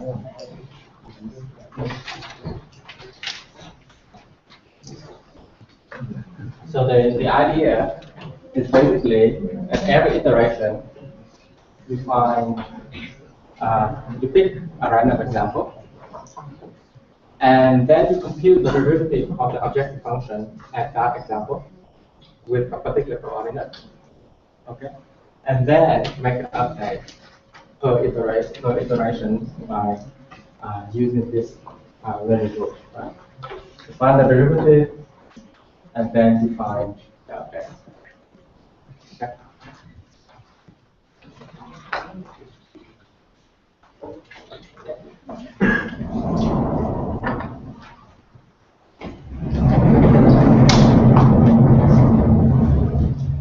So I want to write down what the process of what we were doing in the following graph. So here, this is Mary's rating, this is John's rating, okay? And then we want to find theta 1 and theta 2. And then there is some bias. And then some nonlinear distribution function, which is the g function that I draw over there. And then come up with a h function, which is a function of x, theta, and b. Okay? So you take in, so your decision function look at two inputs. The Mary's rating for a movie, John rating for a movie, multiply Mary's rating with theta 1, multiply John's rating with theta 2, add some bias, map to a nonlinear function, come up with a decision function, and if the decision function is larger than 0.5, say, I watch a movie, I should watch a movie. And if it's less than or equal to 0.5, then I should not watch a movie. Turns out that I ran the simulation and it looks like this. Run the simulation.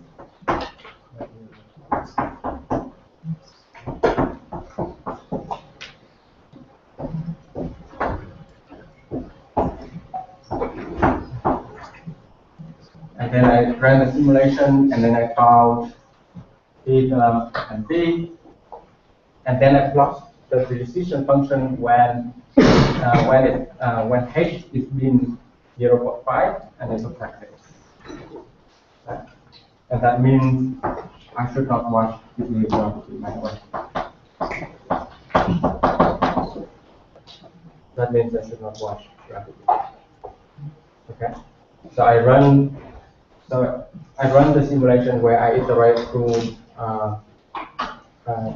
all the examples several times, and then I arrive at theta and b, and I converge when theta and b don't change so much, and then I plot the decision function when h of x theta is being 0.5, and it looks like this, and because gravity lies below the decision function, so it means that I should not watch the movie.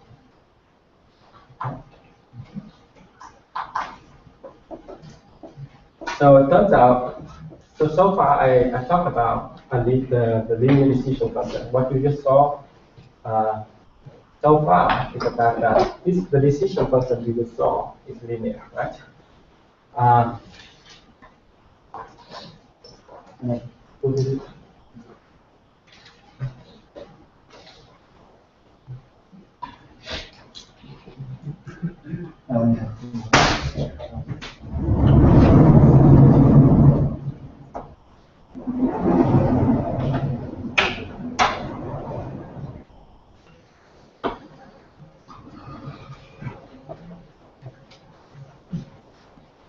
So it turns out that I have another friend called Susan, and her data look like this.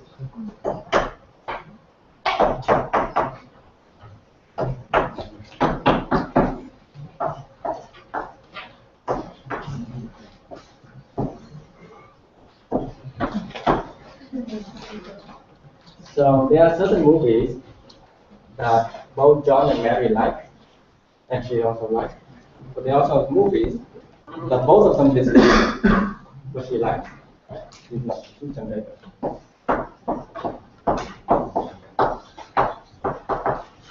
So the problem is you can't come up with one linear decision function to classify these examples. Because if you draw something like that, you misclassify these examples. If you draw something like that, you misclassify these examples.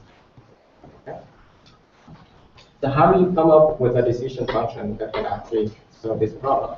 So it turns out the way to do it is, here's one simple way to classify those examples. Is to take this data set and then divide it into two problems. So problem number one is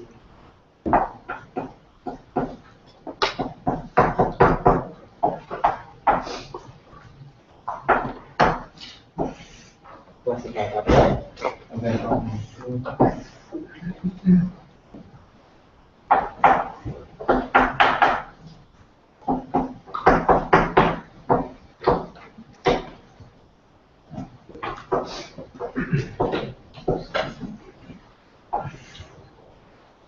so I take the above problem, and then I split it into two problems. Problem number one is I have this example, but I don't have this example over here. And then I can train the above method that I showed you earlier, that has a classifier that way. And then the second problem is I remove this example. I only keep the examples on the left here, and then train another classifier to classify example and take that back. Okay? So let's say this decision function is x1. Okay? And this decision function is h2. And what you could do to come up with a final decision function, what you could do is the following. For every movie, you map to the first decision function and the second decision function. Okay? So this is the movie. This is Lord of the Rings. This is Star Wars. And then you say output value by 1, and then output value by 2, and then okay. So this will be H of 1.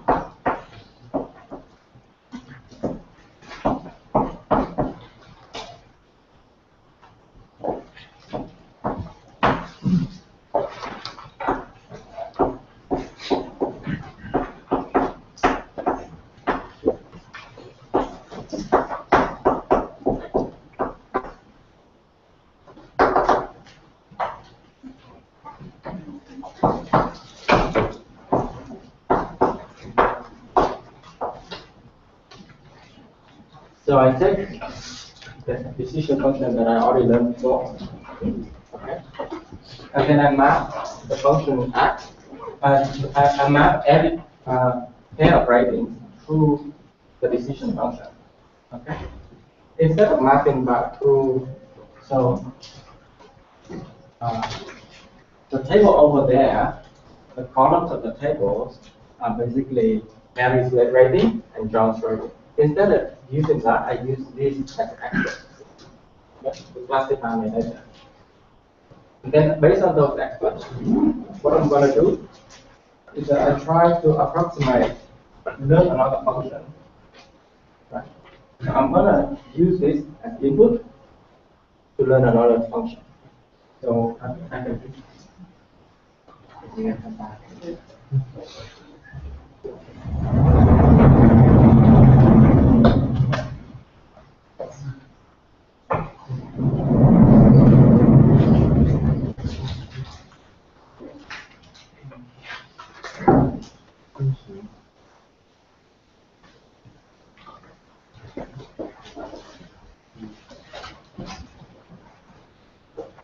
So what I can do is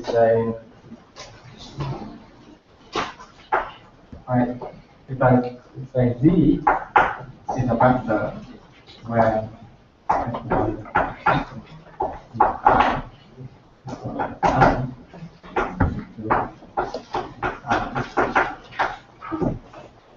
then I'm going to try to learn another decision function h of Z WC to approximate my Y.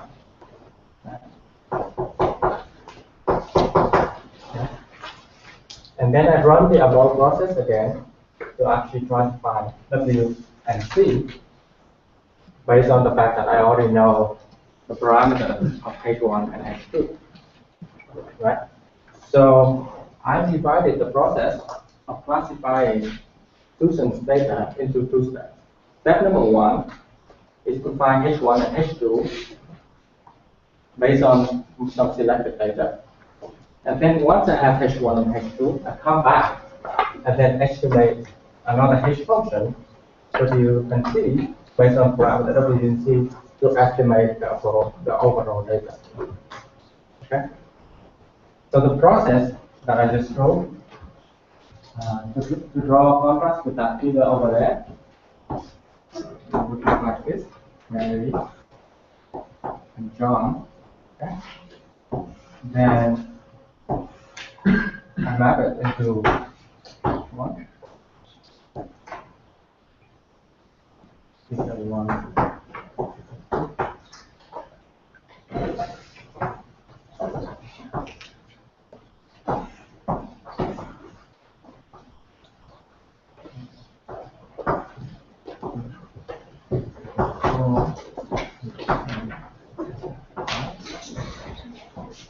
And then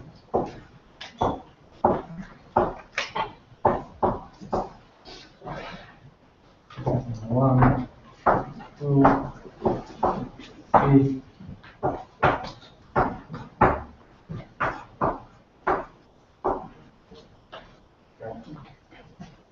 So the decision function I'm going to learn can be done in two steps. Step number one, I try to learn H1 and H2, right, using some selected data. Okay. And then after I learn that H1 and H2, I have figure 1 and figure 2. Figure 3, 4. Okay. And then for every example, I'm going to map into these two functions. I have H1 and H2. And then I try to learn W1 and W2 and C using the label again for all the data I have in the data. And using the two-stage process, I can come up with a decision function that can classify all the data. If you run the simulation, you will probably achieve that. So, is there any question at this point? So you said to use selected data to learn H1, but if we don't know the decision function, how to select the data? Okay, so I'm gonna get to that. But let's suppose that I can select some data. Okay, let's suppose that I can decide ahead of time that I can take the data and split it into two parts, where each part can be classified by a linear decision function. Let's suppose that I can do that. Right? Then everything's good, right? Because I can learn the first decision function, second decision function, and weight the two decision functions. This is expert number 1, expert number 2, and then I weight the two experts to come up with a new decision function, right? By the way, what I just drew over here is called a neural network. Okay? So a neural network look like this, right? You take input, right, multiply by some matrix, and then map to something called this function here is called the activation function.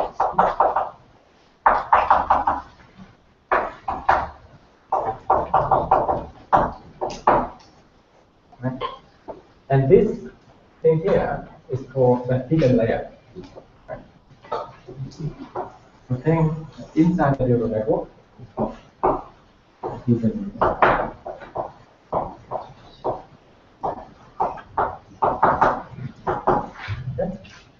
and H in this node is called a neuron. Right? The H function is called a neuron.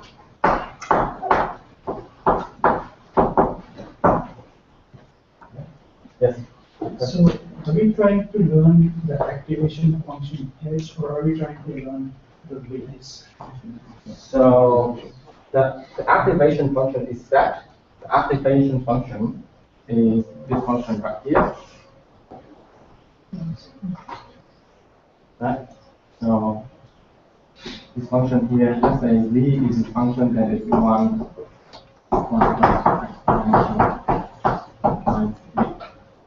Okay? So this is the activation function. What you're trying to learn is trying to learn the parameter theta 1, theta 2, theta 3, theta 4, V1, V2, W1, W2, and C. Right? Those are the parameters. And parameters. Everything else is set.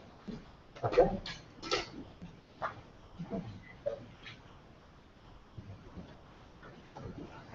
Is that clear? I should stop here and then wait for questions, because there's a lot of things going on right now. Clean the board.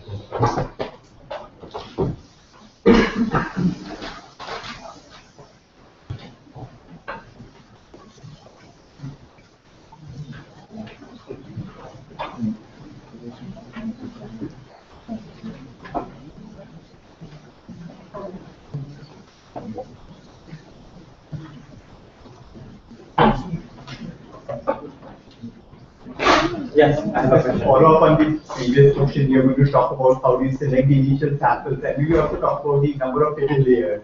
Like when do you stop? Yeah. Okay. So one question at a time. So the first question is how I select the data. So it turns out that that's non-trivial, right? So if you, I'm lucky right here, because the data is in 2D, right? But if data is in like very high dimensional, then I have no chance to actually separate the data, right? So I want to do it. I want to come up with a general formulation to actually come up with all these parameters at once. Because if I don't separate the data, then I don't know how many neurons I have and how I can select my data, right? So let's suppose I have more general neural networks.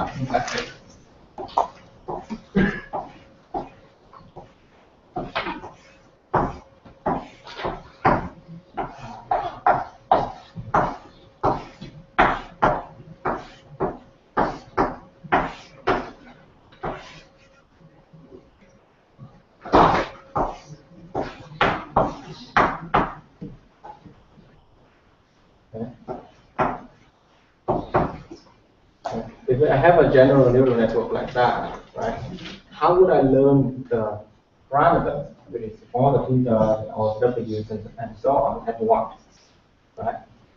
That's non-trivial, right?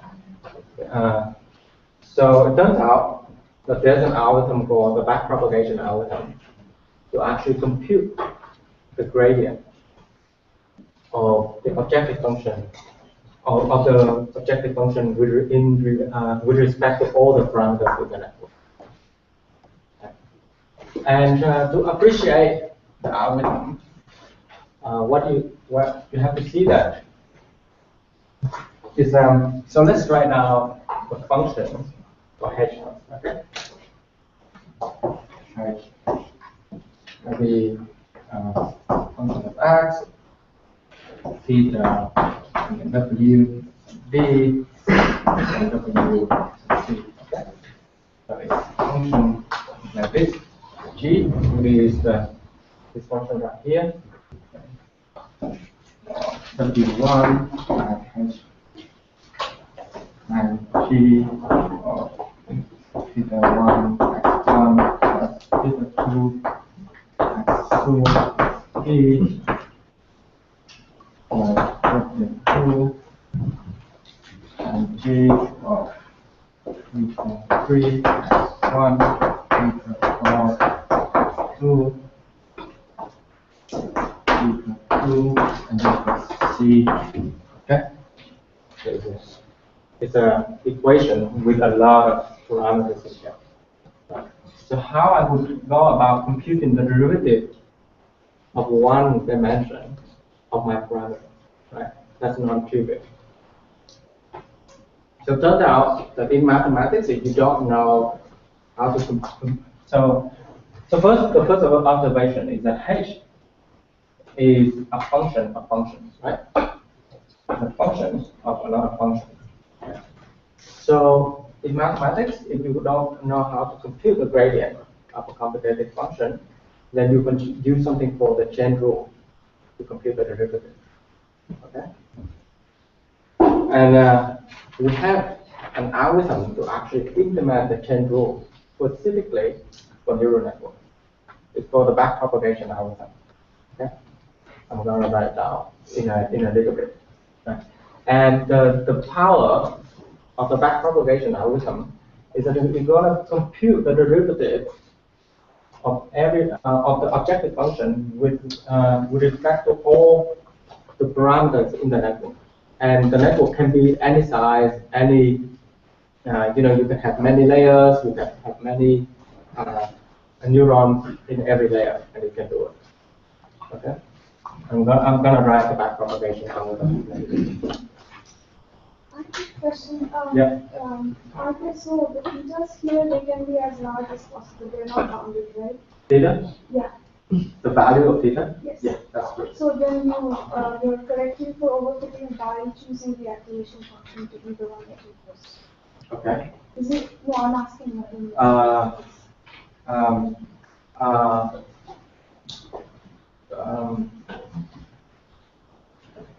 That's a very complicated question. Let's see. It's true that theta, the main purpose of theta is basically trying to have a nonlinear function in the network. The purpose of nonlinear function in here is that let's suppose that if you have a linear function everywhere. Okay. Let's suppose you have a linear function everywhere. Then the final function is basically a linear function of a linear function, which basically just a linear function, right? So the power of that is not there anymore. Right? So the purpose of having nonlinear function in between is the fact that you can approximate very nonlinear functions. Okay? So it's not for the purpose of regularization, which is trying to make the network hard. Now, but it turns out that later on, it can also play another role because this function has bounded values, right? So let's suppose you have function that look different. So let's suppose that I use the activation that doesn't look like that, right? But I use a function that looks like that. Okay. Then this function has a lot. The output of the function has a lot of values, right? So it makes the classifier even more powerful, right? So it has all the undesirable properties. But I'm gonna get to that point in a little bit. Okay. There's a lot of good questions, and I think we should ask more questions. Because today I have very smart audience, even correcting my formulation.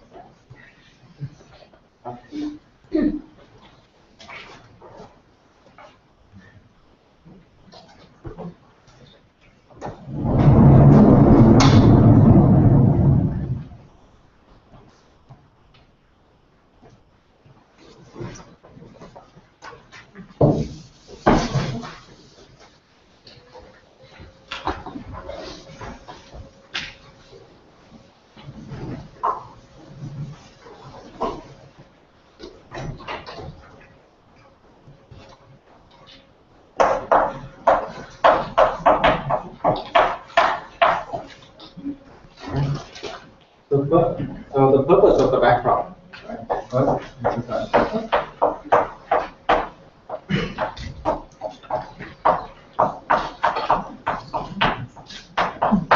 Is to compute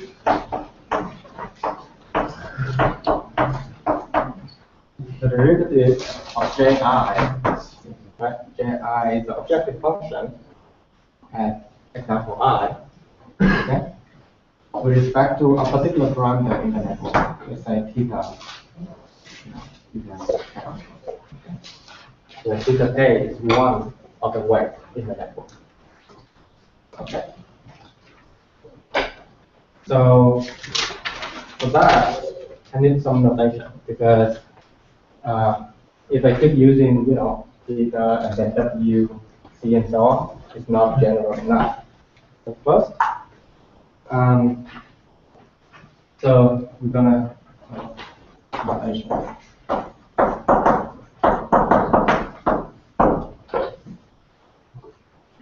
So then.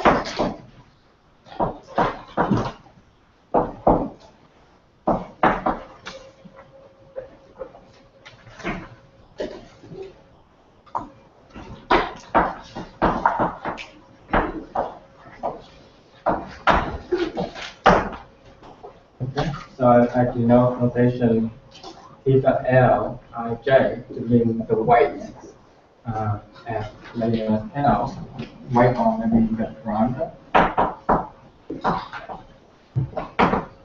At layer L, the connect input neuron I to output neuron J. Okay. So for example, this would mean theta 2. Connecting maybe this is the second neuron, let's say this is the second neuron, this is the third neuron, so that. Okay, so that's my notation. This would mean theta 1 connecting second.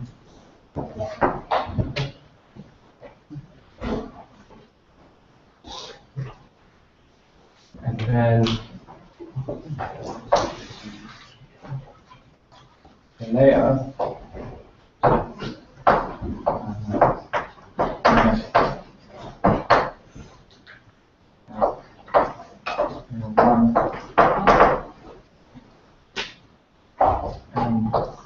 and L is the number. So this is the input.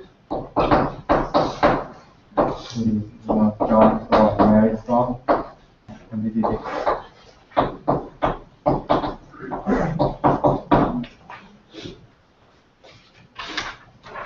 So with this notation, I have h of x is equal to h at layer L is equal to g of theta of n L minus 1 theta transpose and h of n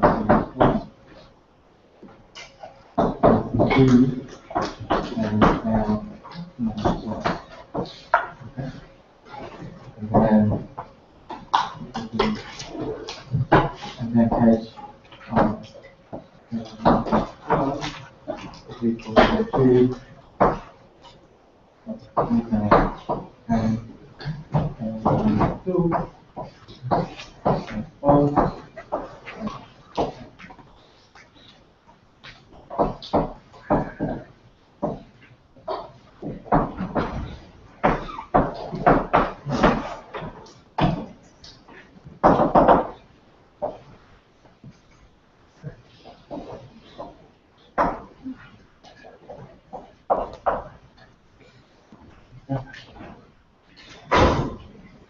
So I have the function h of x is recursively defined as h of L.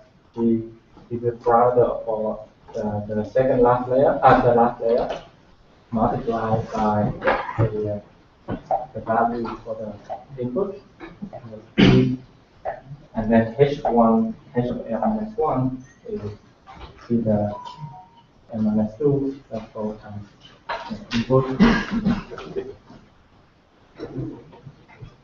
This is basically how you compute. This is basically H1. Okay.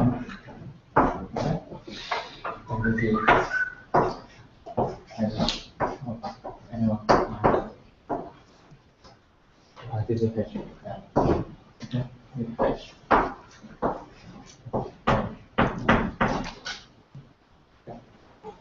And this is the parameter from here to here is basically T star and L minus 1 and also E and L minus 1. Okay. Everything clear about the notation?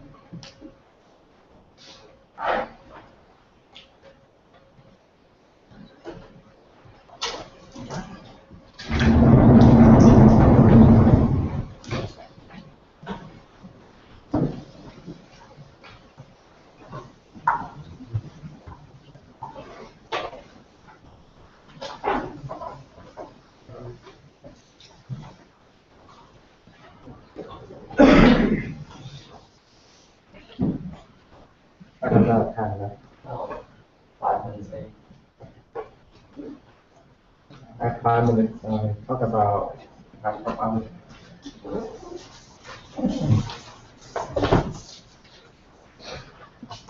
So the backpropagation algorithm is as follows. First, you perform a feed forward. Okay. To compute H1, 2, H4. Okay. That's simple because you can take the input, multiply by the parameter, get the output, multiply by another set of parameters, get the output, and etc. Right? You do a feed forward to compute the values of the neural network until the end. And then the second step you say for the first layer.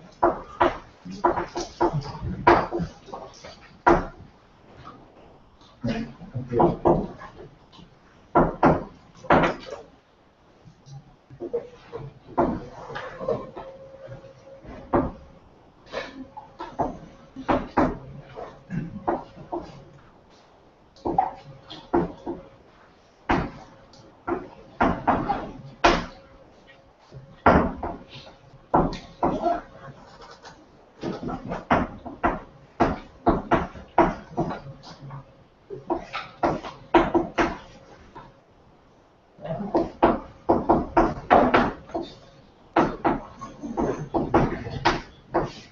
G is the derivative of the application function.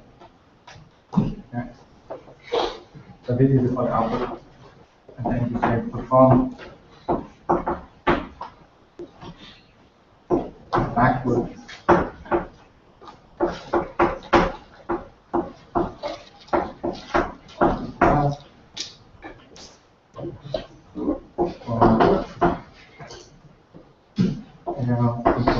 N L minus 1 and L minus 2, 2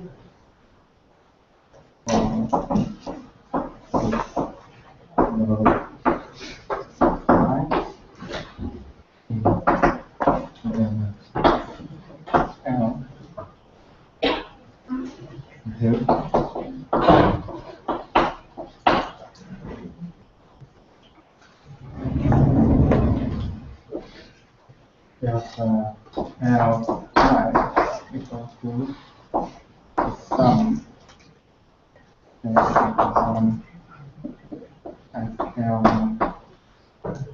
plus 1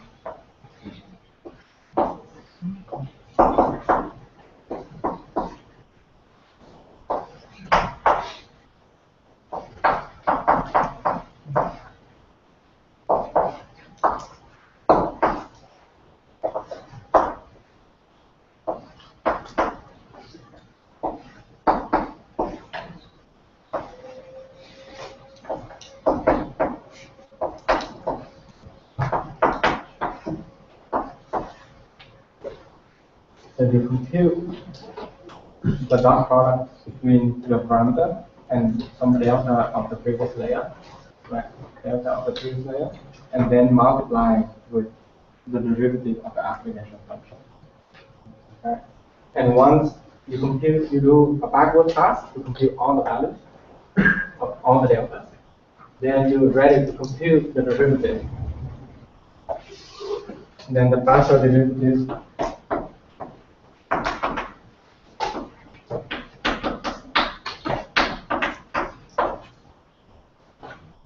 delta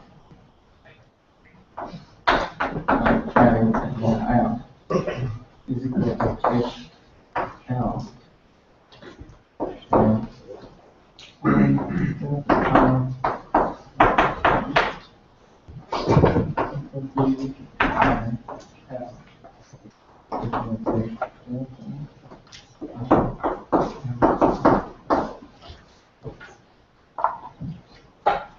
So what you do, you perform a straightforward pass, you compute all the H, and then you compute the output layer delta 1 and L. And then you perform a backward pass where you do a bunch of dot products. Okay. And then once you have, you store all your delta, and then you take your delta, multiply by your H, okay, and to get the derivative for your theta, and then take the delta as your partial derivative for p. And once you have this, then you plug in the backpropagation, plug in the stochastic gradient descent where you say take example okay, right? Snapshot. Compute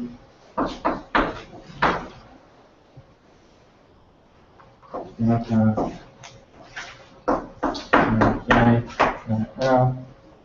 for example,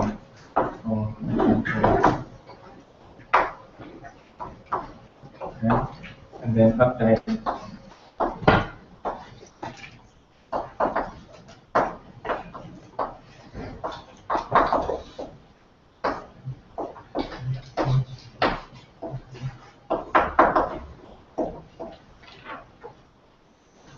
Okay. So in the next lecture, I will talk about how to select alpha, and then how to make deep learning run well in practice. Okay. So this is the first lecture.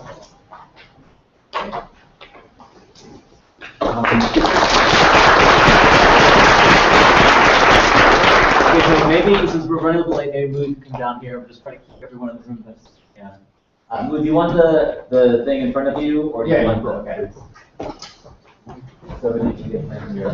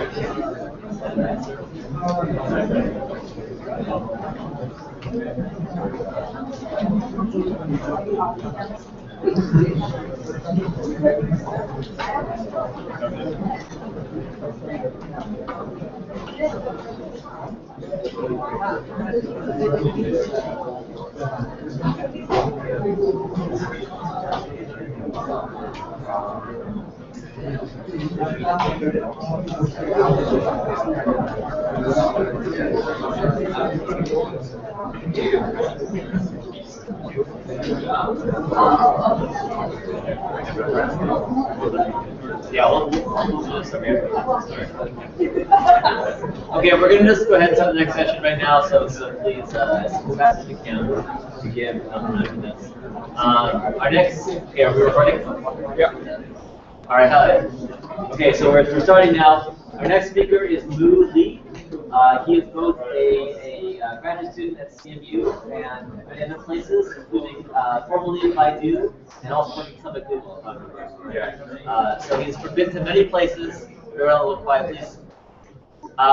He's been to many places, and he's going to tell us about some practical applications of how you actually use something like a parameter server in practice. Thank you, Rico. So this is the first lecture of the tutorial. So I hope after this tutorial, everybody wants to know what is the application on industrial, how to write effectively distributed machine algorithms. So a little bit about me. So I am a PhD student working with Alex and Dave Anderson. So I work with large scale machine learning, series, blah blah applications. I also senior architecture at Baidu now. So Baidu is the largest internet search company in China. So it's like Google from here.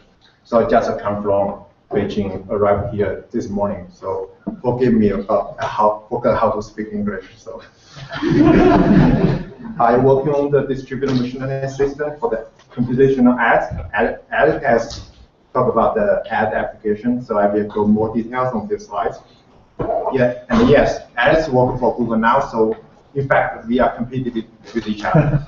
So a more interesting story is that Cox worked for Google, and Cox PhD advisor engineers work for Baidu, so it's a kind of really interesting connection. Okay, so for this tutorial, I will focus on the design and implementation of large-scale machine learning system. So we will talk about parallel and distributed algorithms. We will provide some coding exercises, and maybe what's really interesting that we provide some real industry data set. It can be very large, so we are trying to figure out how large we can reveal and how many money do you have for the institute. So it takes a lot of money to build some really large data set. And also, so the institute keys, as they're asking the keys, maybe we can get it on tomorrow. So let's start. So in fact, the first slide is like Alex. So yes, we are competing with each other. So we use the same slides. In fact, what I want to say that there's another point from this data that all this data are generated by users. So user search query, user share some content on Facebook, user share something on Twitter, and the user download the app. So it's about user, it's about application, it's about personalization. And this is the most important things for machine learning to work on industrial, like personalization. I will go to the more detail of these things. And so let's go to the more detail of the data. So first of all, if it's a multi-classification application, you have a lot of categories. For example, if you search cat on YouTube, maybe 1/3 of the video about cat. But if we search some uncommon things on YouTube, maybe you got little result. So for multi-classification problem, you have some common labels, you have a lot of data, but you have a lot of uncommon things, you do not have so many data. And for the user, it's the same. So for some famous people, they're very active, they have a lot of followers. For ordinary people, Alice is not ordinary people. Alice is not so active on Twitter. I'm less active because Alice is quite pushing, so I need to work day and night. But this is actually not true. I act wrong. So Alice cannot read Chinese, so I can act on Chinese. I know Alice is not here. So the thing about the data is that it's a parallel distribution. You have a very small head, take a lot of data. The most important thing is that you have a very long tail. If you want to go to the head, yeah, simple statistics tool is good enough. For example, for the ad application, you want to predict the probability what the ad will be clicked. if the ad has been shown a lot of times, you just calculate time divided by how many times it has been clicked, then you get the probability. But the most important thing that there's a very long tail. There's a lot of sparse data, a lot of inactive users. So on this case, machine learning works very well for this problem. So let's go to let's go to that. Yes, Alex also used this application. So let's go to more details. So online advertising to measure revenue of the internet search companies. So if you have some query, this company gives some ads, gives some natural results. So this is 3 examples from Chinese, Baidu and Google and Facebook. So you can see if we take the graph delivery, so you have get several results here. This is a small mark. This means result. This means ad, and this is Google. This means ad. And for the Bing, this is a light yellow. So it looks like a result. So this is a tree. So if you want to click it, the engine gets money. So how that do they get money? Is that he showed you some result. If we do not click it, this is, I think most of us do not click the ad. I never click for Baidu, I never click for Google. So, but a lot of people do that. So if you click it, the engine gets some money for the advertiser. And so on here, the display position is the most important resources because you only have a few positions here. You cannot give the whole page ad. It's not impossible. So you need to care about the user experience. So here, the user browsing behavior is like from top to down, left to right. So this is the most important thing. People would like to click it if it's related. Then the people go to the second, get to the third one. So you want to rank in the ad. So how to rank it is by kinds of 2 things. The first is like the probability you want to click. It's given by the ads, the user, and also the current situation, the session the user have, and a lot of things. And then comes the bid price. The bid price is that how many money the pricer want to pay if the user click it. So here, the money is given. We assume it's given. It's not studied by machine learning. It's studied by electronic mechanical design. And what our goal here to predict the click-through rate of this ads. Okay, here's the general system. It's from Google. And so the blue box is the user. The user first fire a query to the server, the engine. The engine first given the query, given the user informations, using a machine learning model to rank in the ad it has, and the ranking the ad, and also give it some natural result and the response to the user. Then at the same time, the server log all these results on the impression log. Then the user will click something, the response something. So the server record this response and write on the interaction log. So what you want to do after that is that you join some logs. These 2 logs and the database, for example, the advertising information, a lot of another information. Join the log, and you got the raw training data to the machine learning system. So this system gets the new data and the run updated model and so go to the online. So your services, you're serving the ads. So this is a loop. So this is the most important thing we want to focus on here. So on this whole tutorial, this summer school, we also focus on this things. So the whole system is that you have, okay, this is a loop. The data comes, and you have batch updating or updating a lot of things. So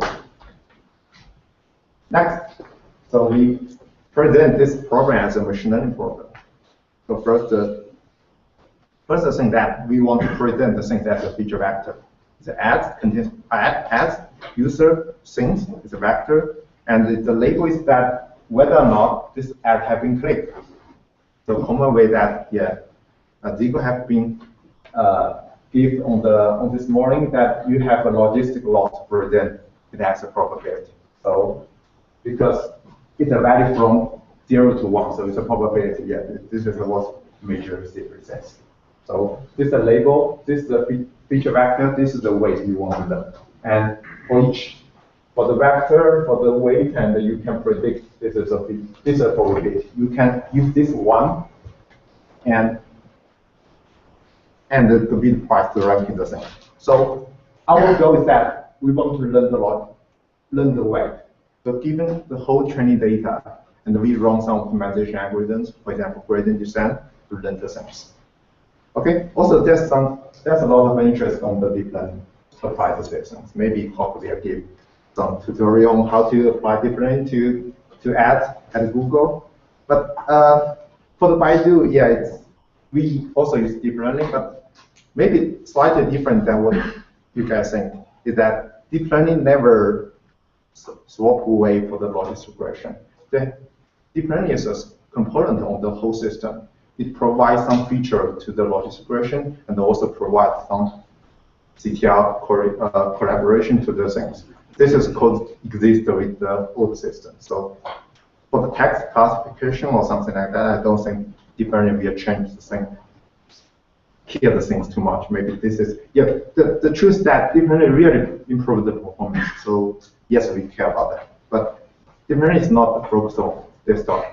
Hopefully I'll give more details.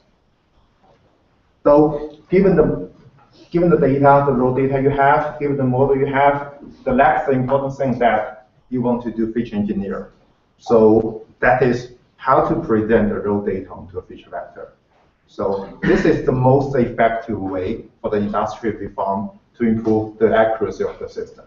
This is even true for deep learning. Yes, deep learning can learn some unsupervised feature from it. But if we have some domain knowledge, if we know the problem well, so using some hand-write feature is the most effective way because it's just have some people think about it. It do not cause the electronic fields. It do not run let the computer run the things. So and even add some more feature to the deep learning system also improve the accuracy. So so for this problem, we have three major sources to think about the feature. One that is an ad, it's a short document. One that also you have some users. Also you have some advertisers. So let's give more details about the feature. As you know that the feature is quite dependent on the problem you have. But yet for each problem you have very specified features. But there's some general ideas how to generate the feature. Is that one that you have ungrams. This is the ads, and you can have the description that international flower delivery, something. This is you can view it has a short text, it's a document. So you can have ungram features. Unigram that is a word. Each word, international, flower, or deliver, has a unique feature. If this ad contains this feature, the feature value will be 1. Otherwise, the feature will be 0. So 5 grams that international flower deliver, the 3 grams international flower deliver. So that makes sense. This contains a lot of semantic meaning. So for the app, so because the number of words is quite short, it's even possible to generate all the possible grams. So maybe up to 10 or something like that, and then you filter out the unimportant ones. So you keep a lot of things. So because this is optimization for the ads because that is quite short and maybe you have ungrams to catch a lot of information. The next thing is a style. So you have a lot of style here. So for this ad, you see the flower, the shop is a bold font. The people are really good at recognize that significant ones. So you can say, oh, this is a shop. So let me click. So people are really good at that things. Also, people also good at view images. So if you have some images, people want to click it rather than this one. Maybe. And for the whole layout, images, map, nature result ads also affect the people behavior. So this is very hard feature to generate. I know people, tens of people work for years to how to generate this, and maybe you can just view as an image give to deep learning. Maybe it's a feature, but for these things you need to analyze the things and you change the whole online system, because before display this ad, you don't know what the layout it is. So it is a lot of engineering, but this is very useful for the ad, for the user behavior. The next, another important thing that is a personalization. So we have a user profile. The female, male have really different patterns on click everything. So they're really different. The second is the age. So different age people have different click patterns and locations. Maybe people want to search the things nearby, want to click the things nearby. Also, the advertisers, you have some profile. What is good you sell, the categories, or the reputation of the advertiser. And another thing is quite important that people do not view too much, that is the session information. So it's a sequence of the click. You have a query, browse something, click something, maybe you didn't get the thing you want. You rewrite the queries and you search again and you click it. So it's a period of time. So this contains the intention, what the user want to buy a sequence. So for this guys, a sequence of activities is a feature. If the user behavior like this sequence is 1, otherwise it's 0. So this kind of feature generates a lot of features. Next, the sense is also worked very well. So given two feature group, A, B, so A is 1, B is 0. Another feature group, A, B, A is 0, B is 1. So we can produce a combination of these two feature groups. One that, okay, you use an add relation. So this is 1 only because A is 1, B is 1. And this is 0 because all are 0. So you have different ways to. This guy, you have a lot of dense features, much dense. This is much sparse. And this is a approximation of the polynomial kernel, because we found that for the task application, polynomial kernel works well. But the polynomial kernel is quite expensive here. So you can have just approximate by some hand feature engineer. So how to generate the combination? You have two choices. One that you think using domain knowledge, you think, okay, these two kinds of feature groups may be related. You can generate combination. Also, you can use some heuristic search. So you can, this is a feature, I try to add everything if this improves the performance and activity, and try some other things. Okay, so this is how we generate feature, generally speaking. Next, what is the size? So I use Google because we do not have so fancy pictures. So because, yeah, Google guys. Okay, so for the ads, each day you gain $100 million each day. So these have two parts. One that ad shows on the Google homepage. This is Google search ad. This is display network, means you can have some Google script put on your website and the Google will display some ad for you. So this is quite large and this is small, but this costs more money, I think. So even for this part, each day you generate 5 billion of ads. Okay, this is the number. And okay, this is another number that 1 year we generate 2 trillion of ads. All these ads goes to each ad's impression goes to a training data. So 1 year search node produce 2 trillion of examples. Once, okay, give you 2 trillion examples. What do you think at the first hand? So maybe subsampling, but it usually do not working because of the personalizations, because of the sparsities. So you have some inactive users. If you do subsampling, you sample this user out. The head is still here. The ad showed a lot of times is still here, but the ad do not show too many times. field away. And so what machine learning good at is that mining the sparse things. But if you fill it out, maybe you just enhance the performance. So we usually do not do subsampling because previously we found that if you do that, yeah, your position goes lower. So what is the feature size? It's the number of n-gram plus number of users plus number of feature sessions and some feature compilation. So this is a lot of features. On practice, yeah, you can think, okay, this is at the same scale of the number of samples you have. So the below picture is that it's a real training task. Did some years ago. It's around sparse logistic regression. So it's on September some year, and you have about on this training data you have 100 billions of examples and 16 billions of features. Okay, so on this talk we will discuss how to run and how to implement this system at this scale, and what is the design decisions and what the things you want to care about. So this is for this application.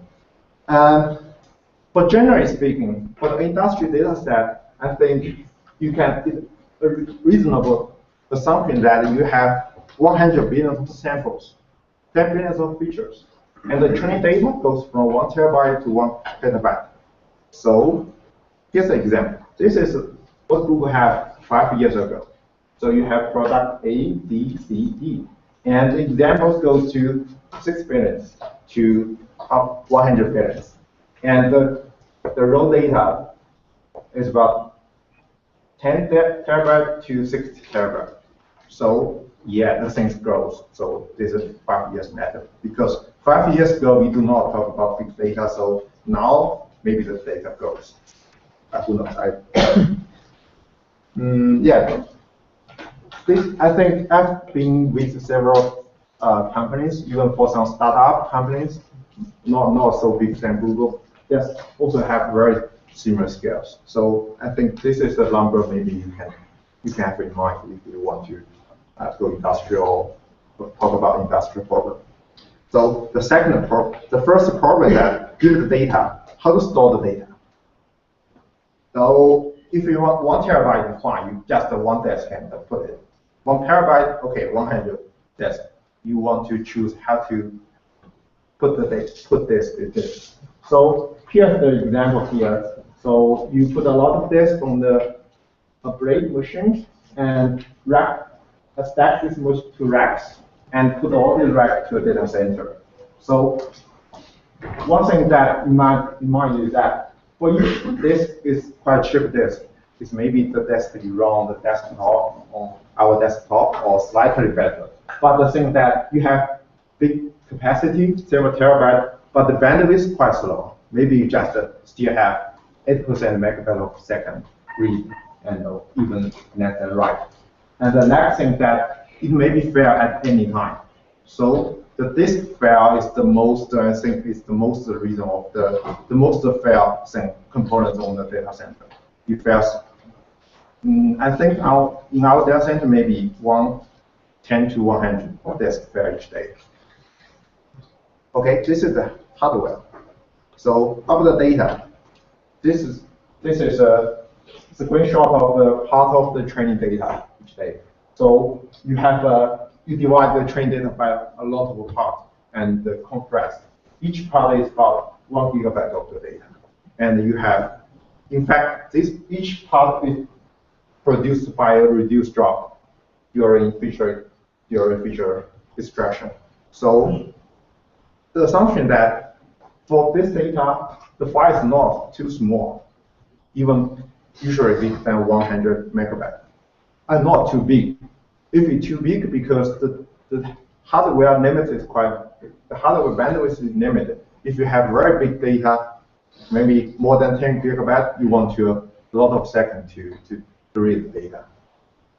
And for this data, we should do sequential read, because Alex said on this morning, if we do random read for particular record on this data, you need to pay a lot of a lot of overhead because the disk sync is quite slow. And it's also not likely to render right on the things onto the data because it is like log of features generated to the training data. You just generate a new log, generate a new data, and then append this disk. So where to start usually is distributed file system. For example, for the Google file system, yes, Alex talked about before. So yeah, that makes my slides much shorter. So what I want to remind is that each file is replicable to many machines.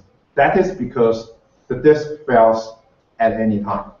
The second reason is that because a single disk's bandwidth is limited. If one part is replicated by several things, you can request the same data for several machines, and the several machines read the part for you. So you can increase the bandwidth. And so how to get the data is that you, for each application, maybe on the different machines, you first talk to the master. Master says, must keep all this, which file is in which machines, because you know each file is not small, it's more than 100 megabytes of data. So you maybe have just a minute of data, minutes of files. So the single master is good enough to store all the file positions. So after you get the file positions, the application just requests the data directly to the chunk server. So you can pick up the one nearby you, or you can just request to several servers at the same time. Now this is the second generation of Google File System. The second generation called Colossus. There's no paper about it. There's some talk about it because that's changed a little bit. So I think several things that some years ago Google think, okay, 100 megabytes of file each file, and minutes of files is a limit. So 1 minute of files is a good assumption. But after some years, yeah, this breaks. So the old design of the old master design is not good enough. So they have a new master design and a lot of things, but it's not rapidly changing, I think. Okay, so but we do not have Google File System. So what we have is called Hadoop distributed file system. You can list a directory, you can get a file to a local, you can put local file to the remote things, you can print a head, you can cat all the things. So, and also you can have CAPI to read data. Also you can mount your local file systems. From my personal experience is that HDFS is a little bit slower than Google File System. I don't know who to blame, so maybe the hardware or the software. So maybe that will. And what you want to know is that you have a large delay to access a file. So for example, I just tried this morning. So at least a directory is about 8,000 files. It takes about 70 minutes, or 70 seconds. So you just do a simple list. And sometimes it's even slower than reading the data from the HDFS than training over this data. So I know some guys complain about that before. So if you put data on here, you need to keep in mind that you read data is not always so effective. Okay? So let's go. Okay, so let's look at the training data. The things focused on this talk is about sparse data. We do not talk about dense too much because sparse required is much harder than dense data. So if your data is quite near dense, you want to use a dense format. But in most cases, the data is really sparse. You cannot convert to a dense data. So because high-dimensional data are often extremely sparse. So the first question is that why we want to have high-dimensional data. Yeah, the reason is that we want to make the classify job easier. So you map the data onto a high space and make machine learning model much easier, so that even the guys do not know the machine learning things too much, they can still handle it. So for example, a linear method is good enough. Linear regression is good. A linear classification is good. So because industry has a lot of people, not everybody is a machine learning expert. So, and why want to sparse? Because it's easy to store it. You only need to store the non-zero entries for the sparse data. So if you have high-dimensional dense data, it's impossible to store it, even impossible to computation, because during computation you only process the non-zero entries. The key difference to dense and the sparse is that for the sparse data, you require a lot of random read and write. So for dense, it's a sequential. Random and sequential is a huge difference. We will show you some examples what is the difference. So let's go more detail about the sparse data.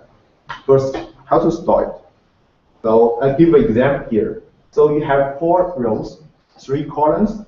The non-zero entries have been marked by colored entries, but the correct ones are zeros. So for the dense matrix, you have 2 ways to store it: by rows, column by columns. For the sparse, it's also the same. So you can store the non-zero values row by rows. So the value here, the value is array that all the non-zero entries. So and the index means what the value entry, the column ID, the column row, the column ID, what the column ID, the value is. Because for the row measure, you store by row, so you don't necessarily to record the row ID one by one. You just maintain the offset. So the offset is the beginning of the row and the end of the row. So 0, 2 means the row 1 starts from 0 and end at 1. And 2, 3 means, okay, this is only one entry. The 3 on the second row. For the column measure, it's the same. You store column by column, and then maintain the index of the row ID, and then maintain the offset of the column ID. So this is the most convenient way to store sparse data. The next, how to assess the individual entries. Here is that if you want to assess ith row and just column on the row measure, what you want to do is that you first locate the ith row. So because you can do by assess or offset, then if you assume the sparse data is sorted by the column IDs, you can do binary search. So if you search successful, you return the value. If not, it means it's 0. Okay, so but even using binary search is quite expensive.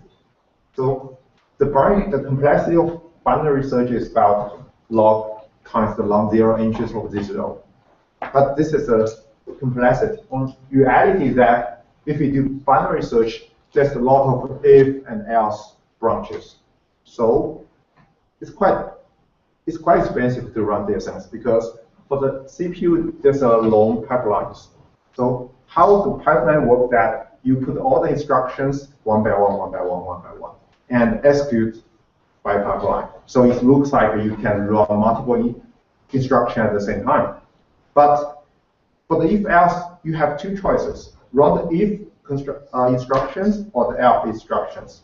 So because before you run, you do not know which one you want to pick up. So what the CPU do is that you first guess.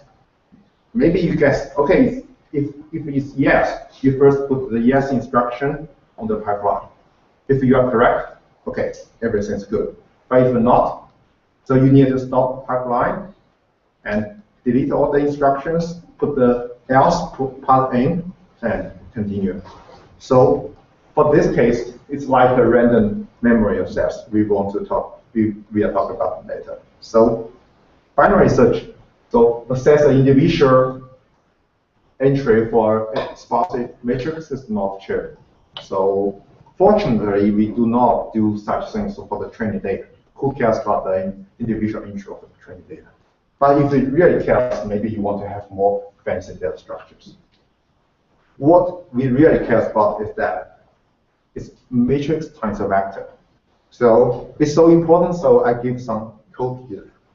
So maybe there's some coding exercises. So here is the things. U times this is a class, this is a member function of the sparse matrix class, and y is a vector, and x is a vector, is dense. So you can access the value. So this have two branches. So if it's a row measure, each time you access a row, and put this row to an inner product of the x. So you get the value of the i's value of I and put on the y. So if it's a column measure, each time you slice a column and do element y, and slice the coding entry for x and put the value onto y. Okay? Let's go to more details. So first of all, this algorithm is good because you pass all the offset, index, and the value sequentially. Okay? So, but here you write. So you write y sequentially, but you read x in random because because it's sparse. So the non-zero entry is quite random on the matrix. And for this one, you read x sequentially, but you write y in random. So for neither part, you want to read or write one in random. Okay, what is the difference? Oh, this is a very famous slide, okay, as shown before. So we go more details. So first, L1 cache reference is about 0.5 nanosecond. It's like sequential read is like this. And mixed product prediction, so for the binary search part, and the L2 cache reference. If the thing's not on the register, not on the L1, you first look at L2. So it's 10 times. So it's 10 times slower. And the mutex, the memory reference, another 10 times slower. So okay. So remember this number is 7 nanosecond. So the computational cost of on either part is about the number of non-zero entries of A. So because on either case you want to have a read or write in random. So the cost is about a number of non-zero sparse entry times the cost of L2 cache reference. This is if you're lucky on the L2, but generally not the case. So if the data is slow, it's not too large. Maybe each row you can maybe the x maybe on the L2, or the sparse pattern is not so ear condition. So in theory, you can process about I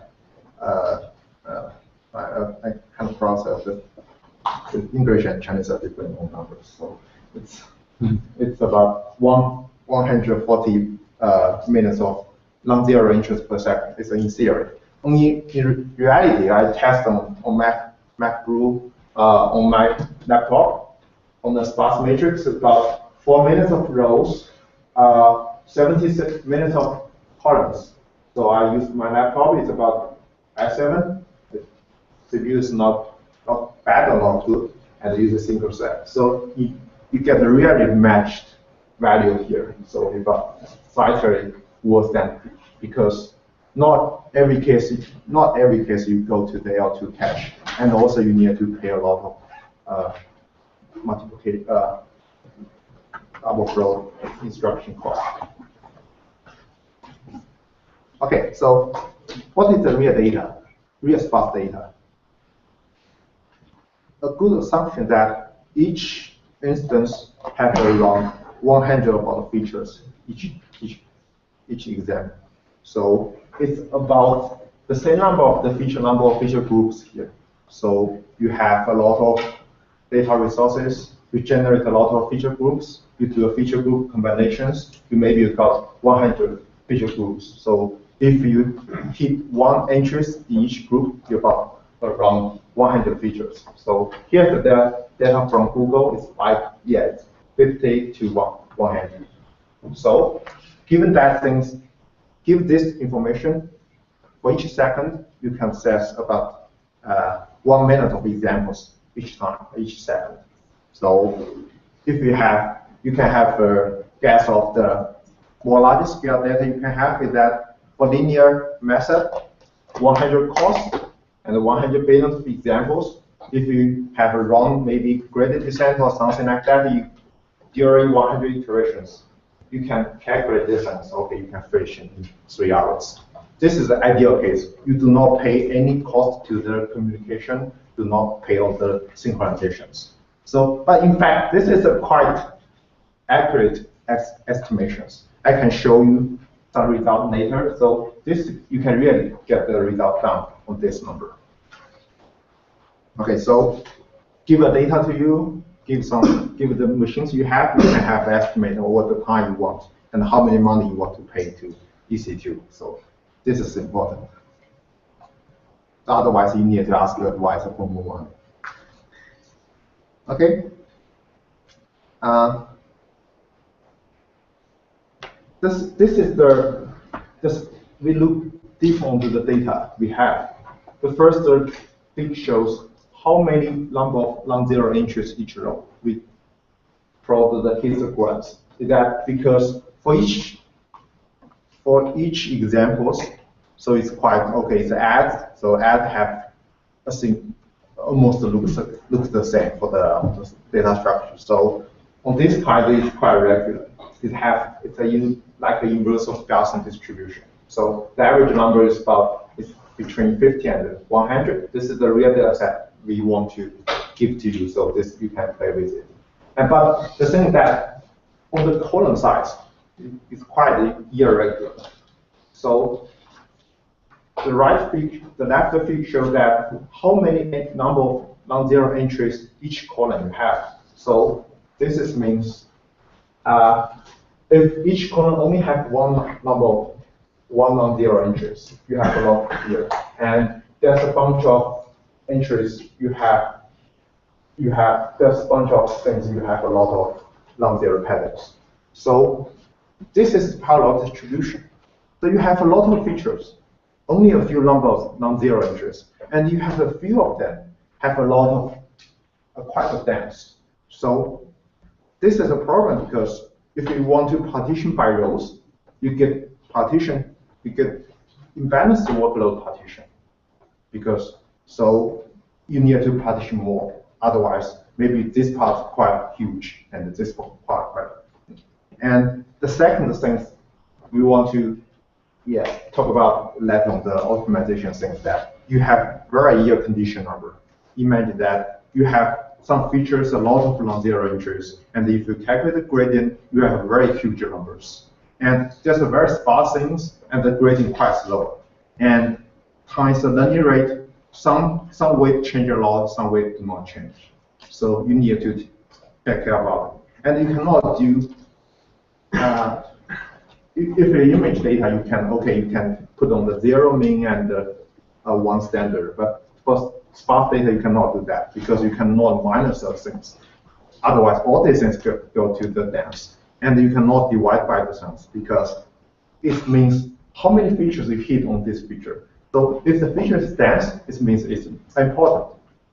So and it's sparse means it's not so important. If you weight the things, you destroy the relationship between the things. So in practice, we do not do precondition of the sparse data. So on that case, you need to pay a lot of attention to the optimization efforts. So okay, so it's 5 o'clock, so we can stop here. We talk about more details on it tomorrow.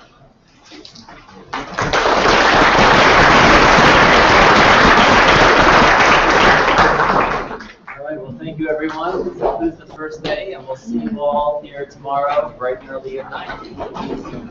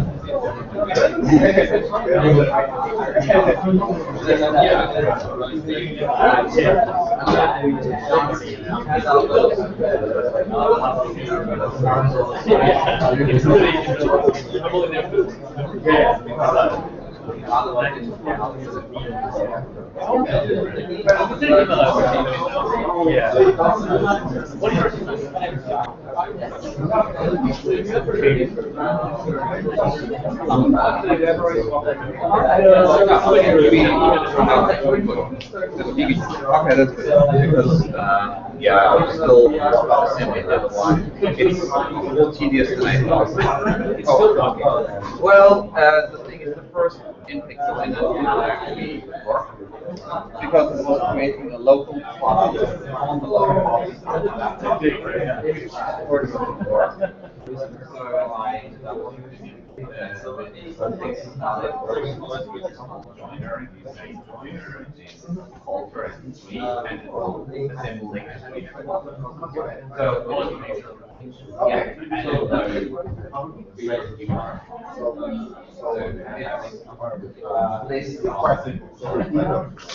Yeah, it's actually running right now.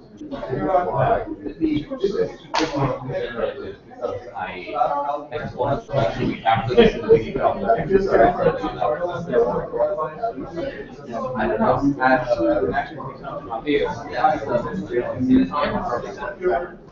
I believe Alex.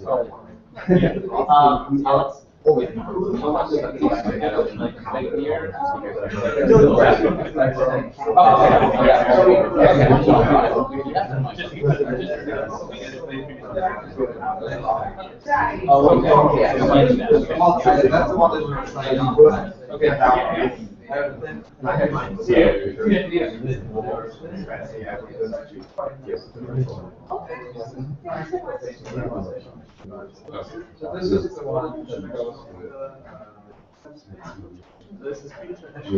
yeah, you want to get out the feature only files.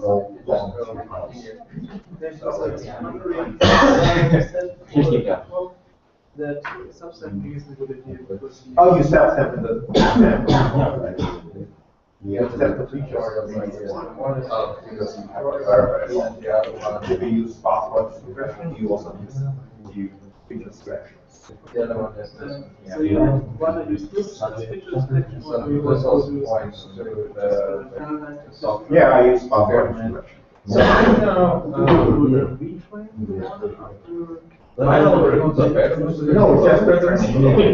just That's really nice. So I would advise you what is the other one?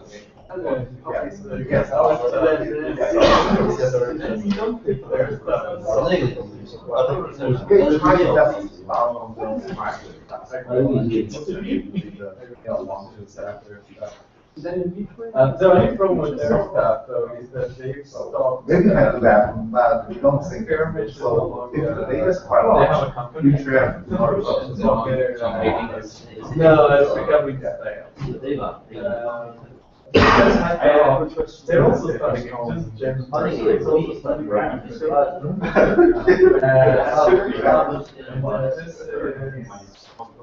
oh, this is the thing. Is there a way that we can use? Yeah. Okay, parameters or things. So you implement somewhere. So we have to get it working. Oh, okay. I tried. Yeah, That's sort of math. I have the same version as. And actually, we're teaming up with the other. Okay, basically, okay. Right now, that's what I write. So, which time do you? Maybe after this around. First try. Then we started writing. So I use the prefix. That's right. It might be for years. Should we go to the font selector there? Yeah, so this first font says what pops around. Okay, so where do you want to go? Solve? Sure. Yeah, it's like.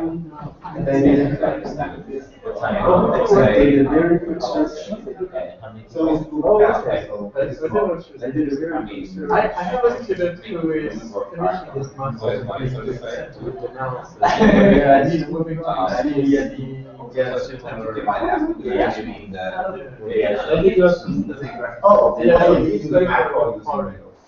Sorry, are you? Oh, so if you use math, so you Yeah, need to, provided you need to, you cannot use a function. not to elaborate a bit.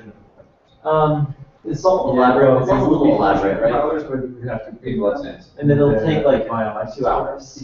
Hour and a half. You can. Well, I need to go home and prepare. I'm not gonna have the on-call either, actually, so. Okay, so if you want to do something quicker, You can use this. well, I mean, there's Gaussian here.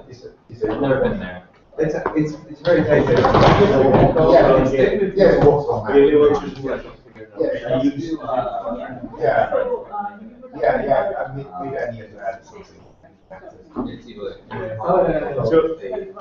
This looks like. So that's projects that you're trying to we actually did that. Oh, yeah, I tried And we had I just. we did it like the usual way you build a startup, which is your package. Oh no, they're closed. They're closed. You don't have a particular way of doing it.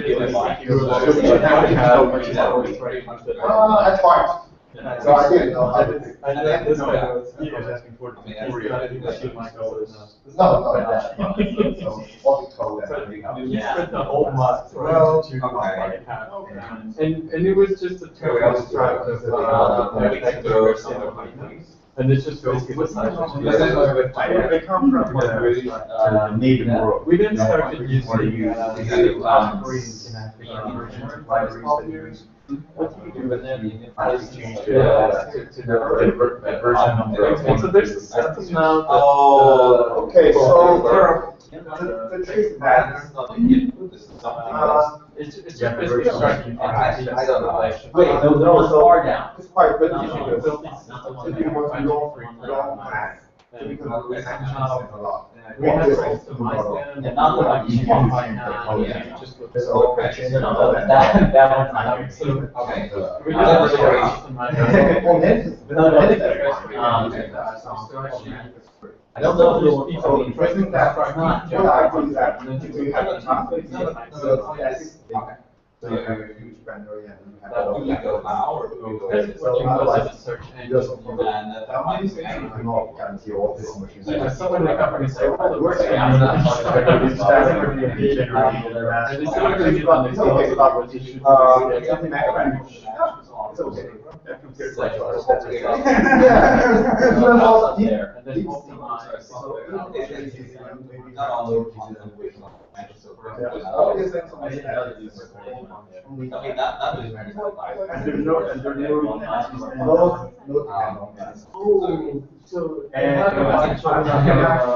You run in the You have a so bunch that- of rules. No, you have a binary that runs on I think it's fine. Templates.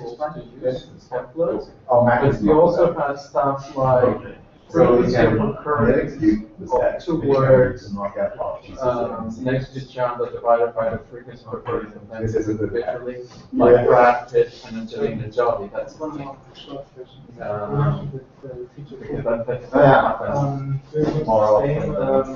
and it's basically extracting endpoints, but extracting endpoints to know what so well, because we tried, so each common, we need to tune it. There are We need to tune the parameter for each like one. bracket. Yeah, I So, because in fact, we just didn't have a yeah. But it's very hard to do that well with choose.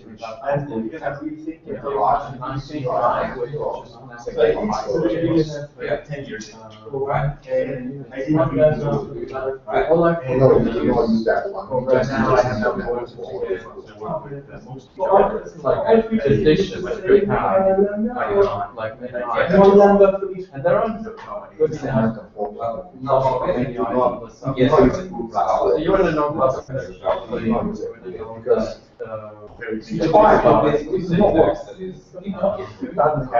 So, because the evaluation is large, the large expression, then yes, we are in memory good task.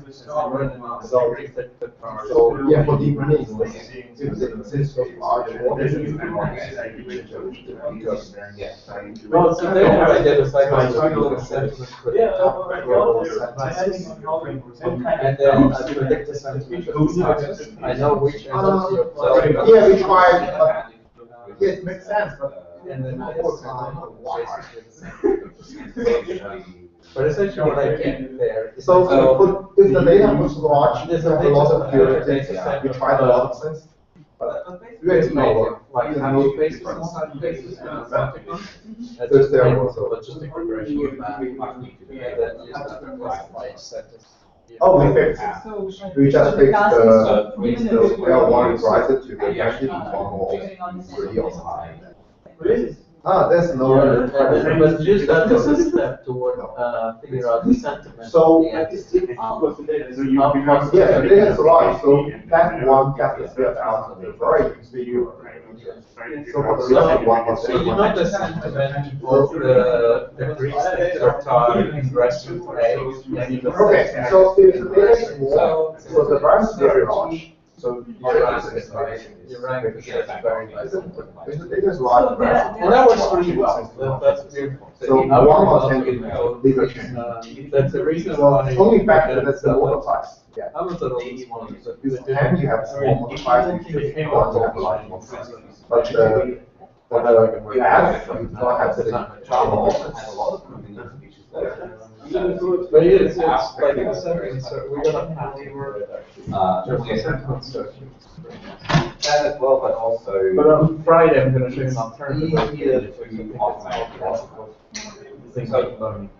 Basically. So what the way we do it is with the deep net, you sort of aggregate the words. We actually start with morphemes, parts of a word. So, You know, right, very yeah, but it prevents you from doing the most instant documents. and that is actually quite bad. And then I agree. So. and then using these, I just predict.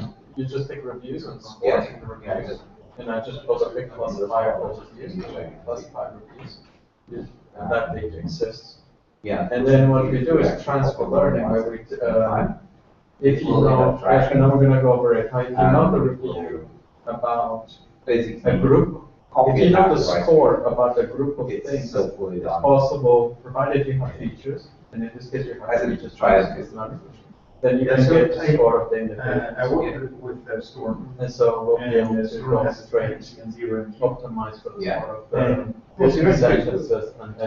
Yes. The data they changed over, they switched over, were you considering like this kind of version, like this person send this? No, the difference is over. So if you want to run in yarn. So I kind of like that. Basically on the different infrastructure, and you just want to deploy your yarn as a yarn container, it makes things way easier. We do better than that. We got the results. We actually